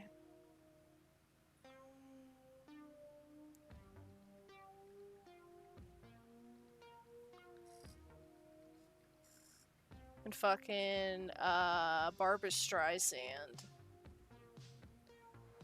I think they made Barbara Streisand jokes probably the most.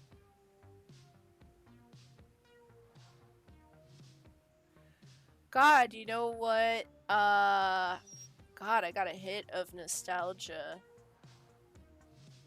So there was apparently, and when Resident Evil, God, which one of the CGI movies was that? It was like Resident Evil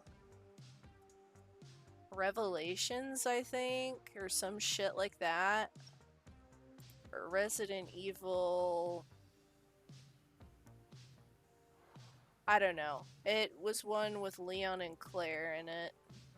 And it was like one of the first CGI ones they did. Hold on, I'll look it up. Resident Evil movies.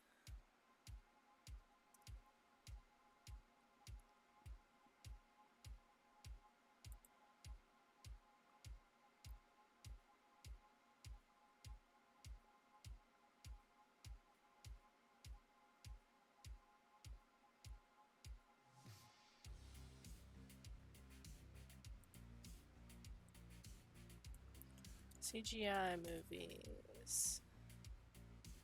I think it was Degenerator. So we were watching it, and they made a joke in the background of this, and it was about. It was in like the bloopers when they made it. I remember like watching this with like a friend from high school, and someone made the comment of like, "Oh no, it's Greg Stalker," because, and that was like a joke in the fandom because there was someone that was stalking Greg Ayers over his Facebook page and was like following him to conventions. And that actually got immortalized in the frickin' official like blooper reel they had at the end.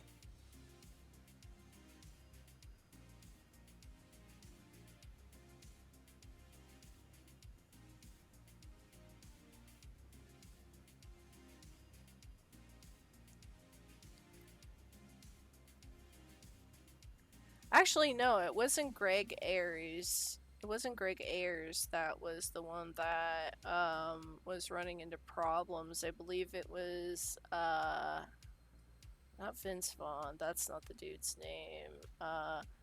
Vic Minona? Greg. Fucking Greg. I just couldn't. I've actually met the dude in real life. He seemed pretty nice. He would usually be the DJ for the little anime rave parties that they would do. Apparently, a fan came up to him and hugged him so hard at one point, he cracked a rib. And he was in a lot of pain, and me being the fucking mom friend in every friend group, I'm like, oh, here, I have a little thing of ibuprofen I carry around with me. Do you want one of those? He's like, oh, yeah, sure. Bro just dry swallowed it, and I'm just like, how? Huh. Well then.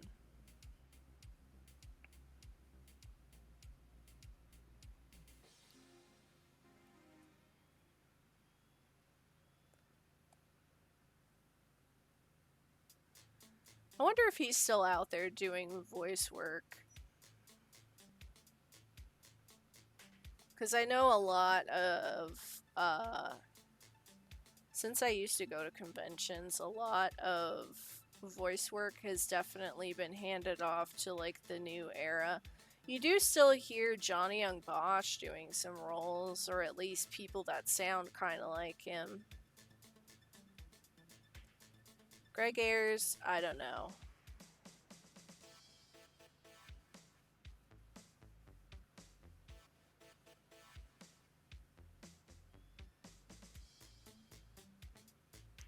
Because he has a very unique voice, very raspy and squeaky.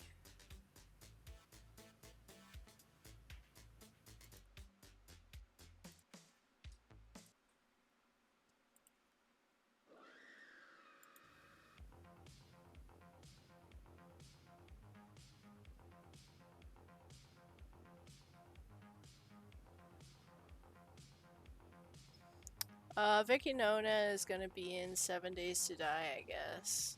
Huh. That's what a quick Google told me.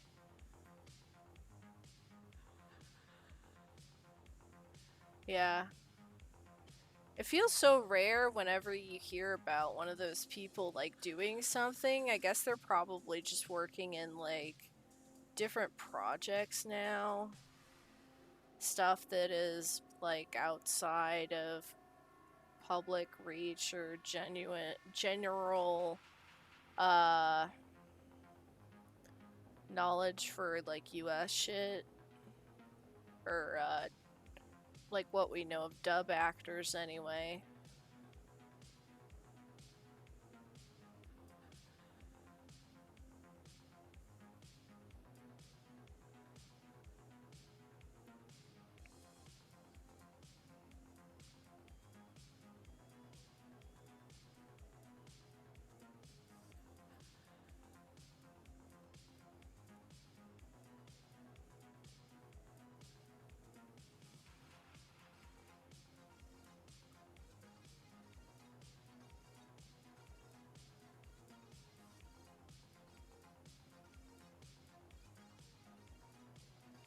Retain his role as Broly for 2019 reboot of the character. Huh.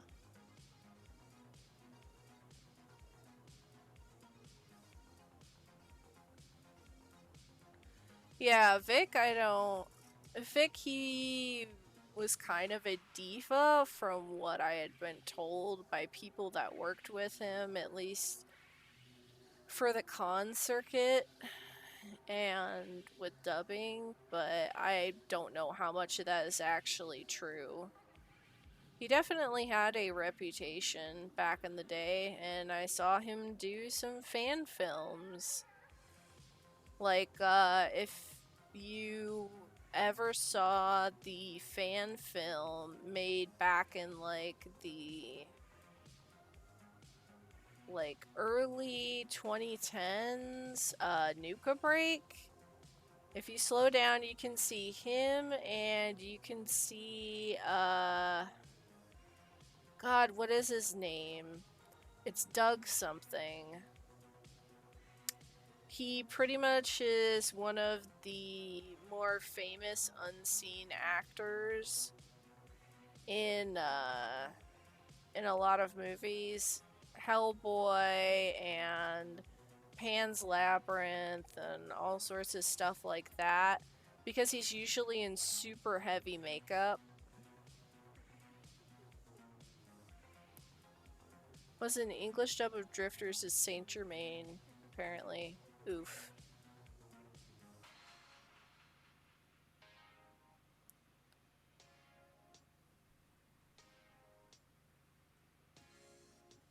Yeah, that was not a flattering portrait of that character, Saint Germain. They're like, yes, let's make this character a flaming queen.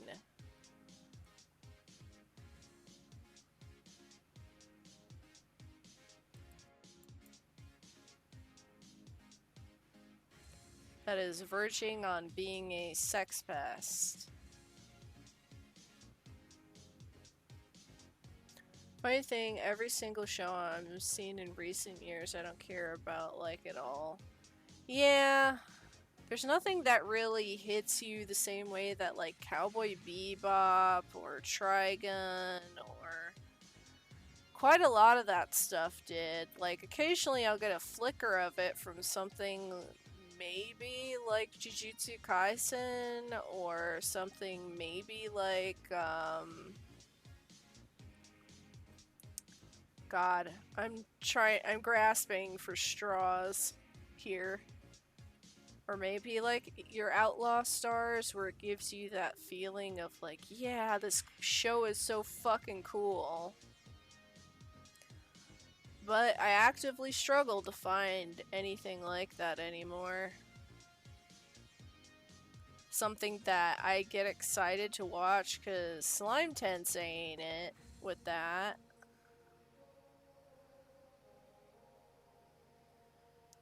Hell, I think the only one that I got markedly excited for was Kaiba, just because it was so different in style and theming and just design from everything that I'd seen, and it felt like Adult Swim had made like a pseudo anime.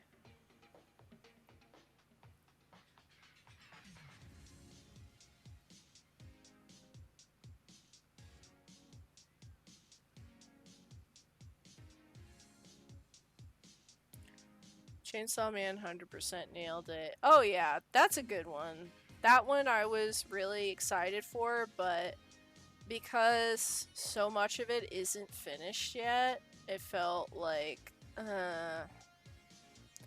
okay, now I gotta wait like 4 years for that to come out.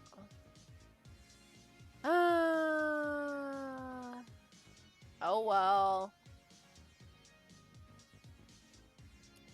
That's how long it takes to make art, just remember.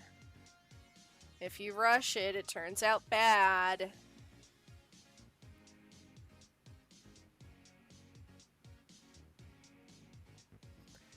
I'm worried about how season 2 will turn out, though. Oh, did they hand it over to another studio other than Trigger?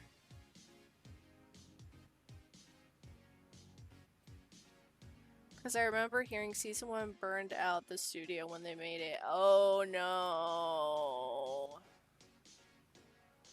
Well, yeah, they put a lot of fucking work in there. Like, every single ending for that was unique and fucking goddamn beautiful. Yeah, that went to Mappa. Oh no! I mean, Mappa does good work, but anytime I've seen something go from Trigger to Mappa, I've noticed it kind of decline. And Mappa's not a slouch when it comes to anime. I'll give them that. But sometimes I do notice when they are trying to save the budget for really big scenes. Trigger never got Chainsaw Man in the first place, I thought. Oh, I thought it was a Trigger. I thought it was a Trigger thing immediately. Oh, maybe it was Mappa all along then. Never mind. What was Trigger working? Oh, Trigger was working on, fucking. What you call it?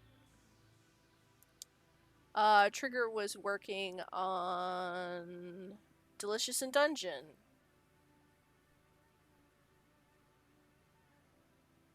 Yeah, I get all of these companies confused because after a point they start blending together.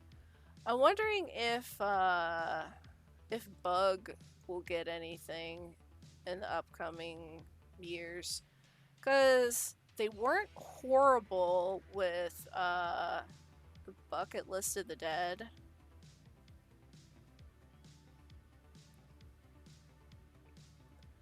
Like, in the beginning, you can tell that there was a lot of energy dedicated to the project, but there were certainly some cutbacks and some compromises that definitely had to be made near the end, artistically.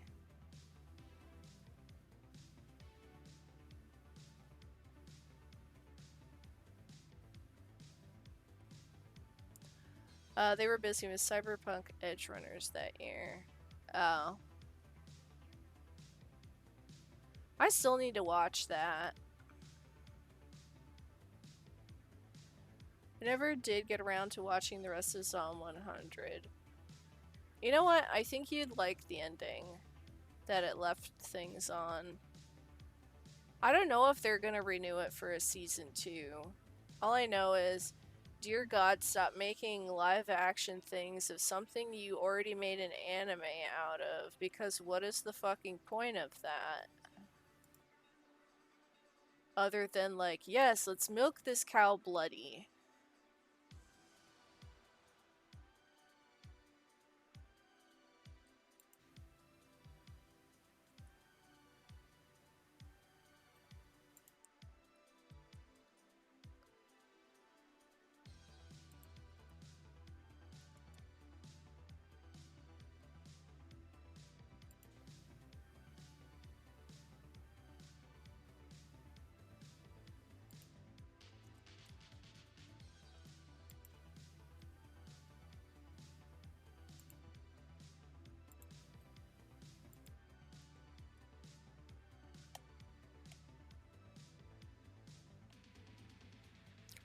I fell off around the time they did the hiatus and then just never came back to it.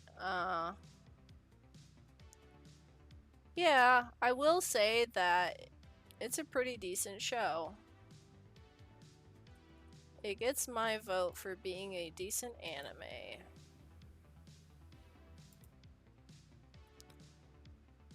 I give it like an 8 out of 10 because a lot of the messaging and stuff reminds me a lot of like I'm trying to think. What was the name of that? Call of the Night. It reminds me of some of the messaging of Call of the Night. Still haven't gotten Dungeon Mesh Year 3 through free run though. Really? I finished free run and I am slow as shit to go through anime. That fucking anime makes you cry though, so I can understand why you would not want to bother with it. It's still not done yet though, obviously. So there's quite a lot yet still. It also is kind of a slow burn in whatever they're doing.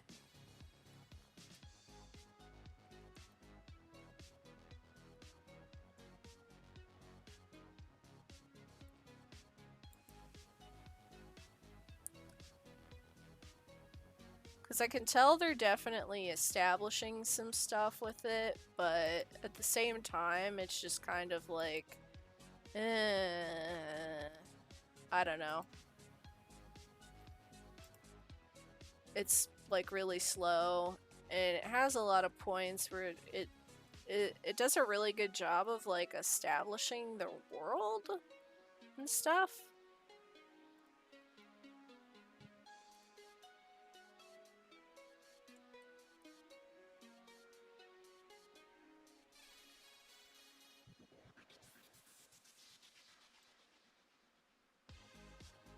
Where the fuck is this thing? Uh,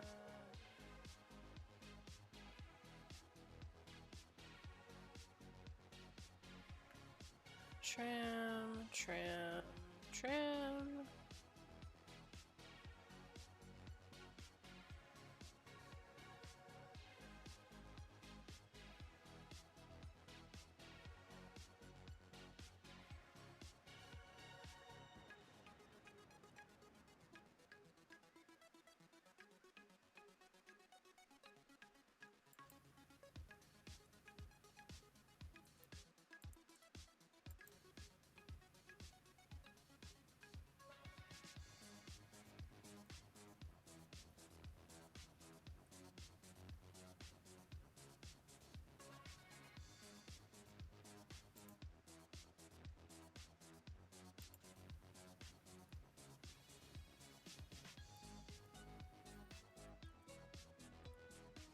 Hey, finished.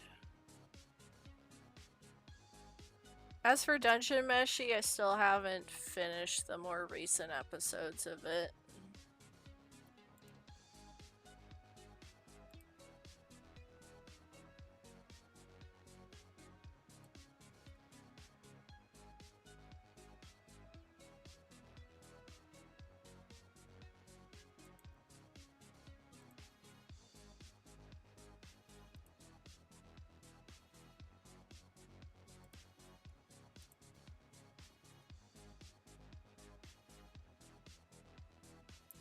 Dungeon Meshi, I also still haven't finished. Also, look at that volcano go.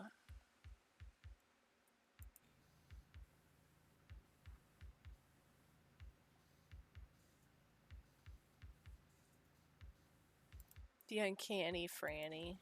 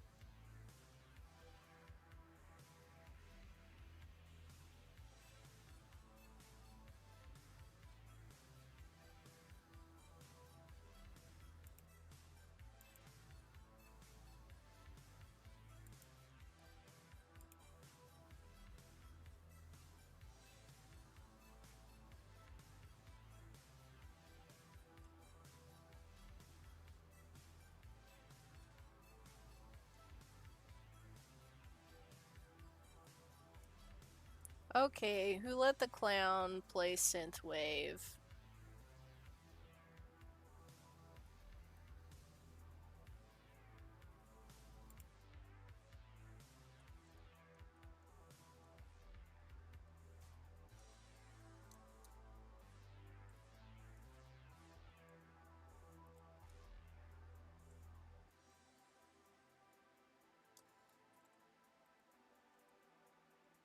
You say that like Chuckles would give you a chase. Haha.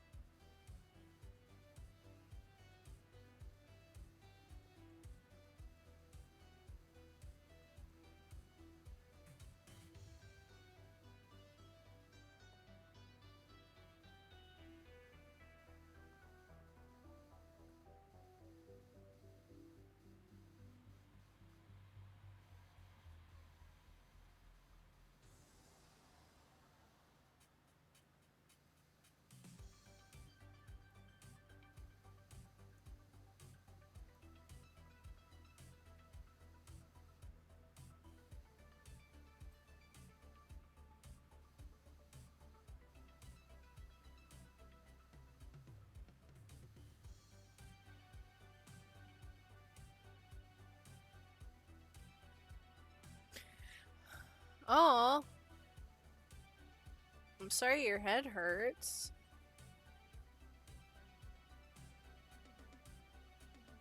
Maybe it's an ocular migraine?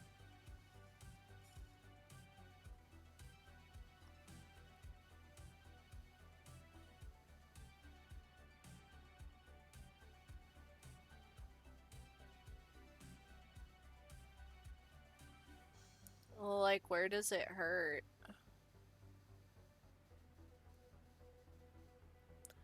I was wearing my glasses for quite a while. Yeah, try giving yourself like a little temple massage.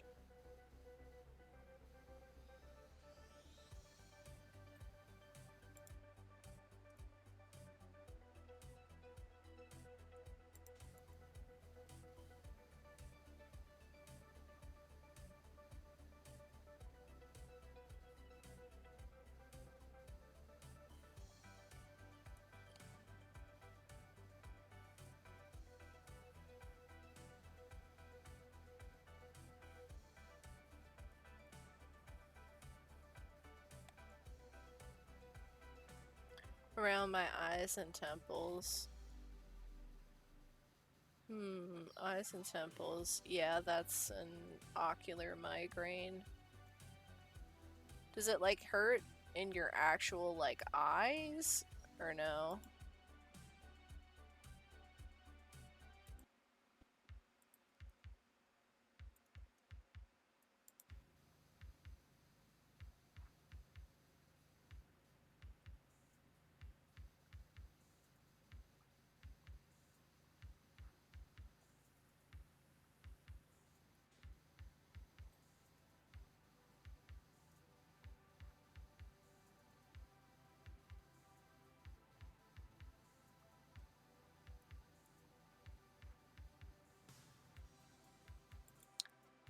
Yeah.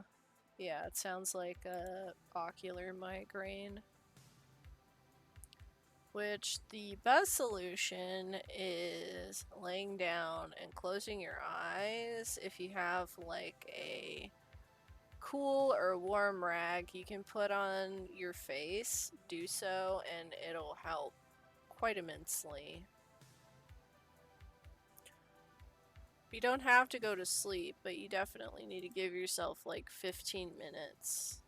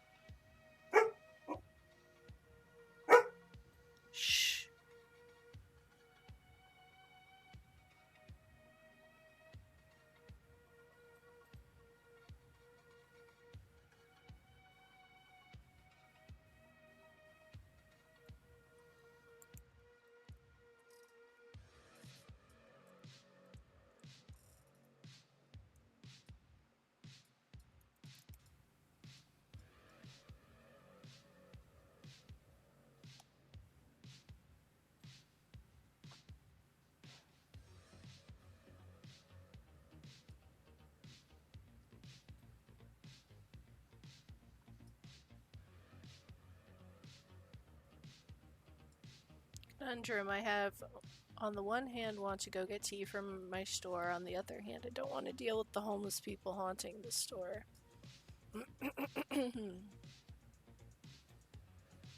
Solution: camouflage yourself as a homeless and go in there.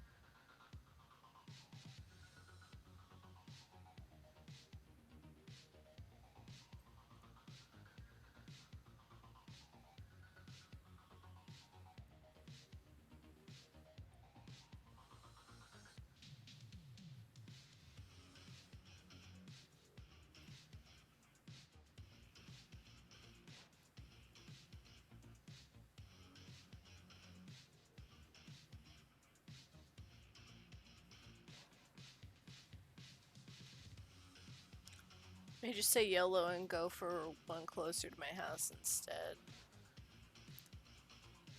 Can't, all my clothes are too clean. I showered this evening.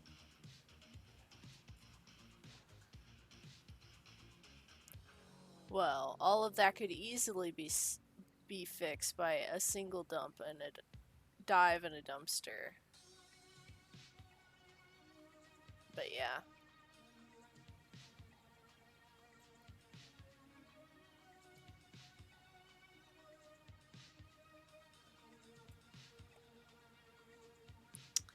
Uh, yeah, I mean, just go to the one that's closer.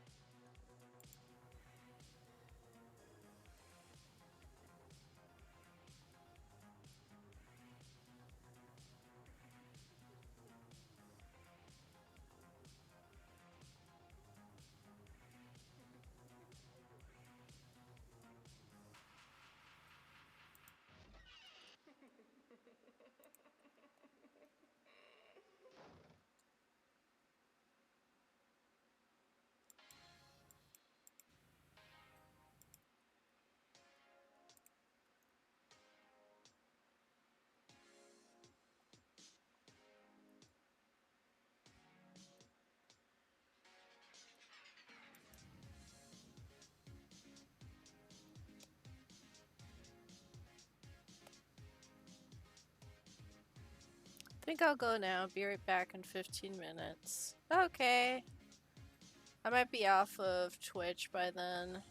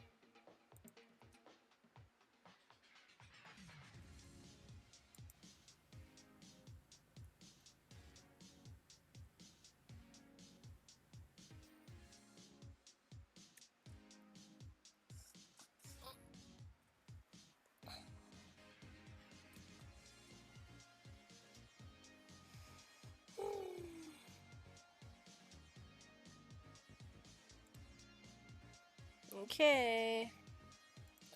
Leave that for next time. Thank you for watching. If you're still out there, I hope you have a good night. Rest well, and I'll see you again tomorrow. Bye bye.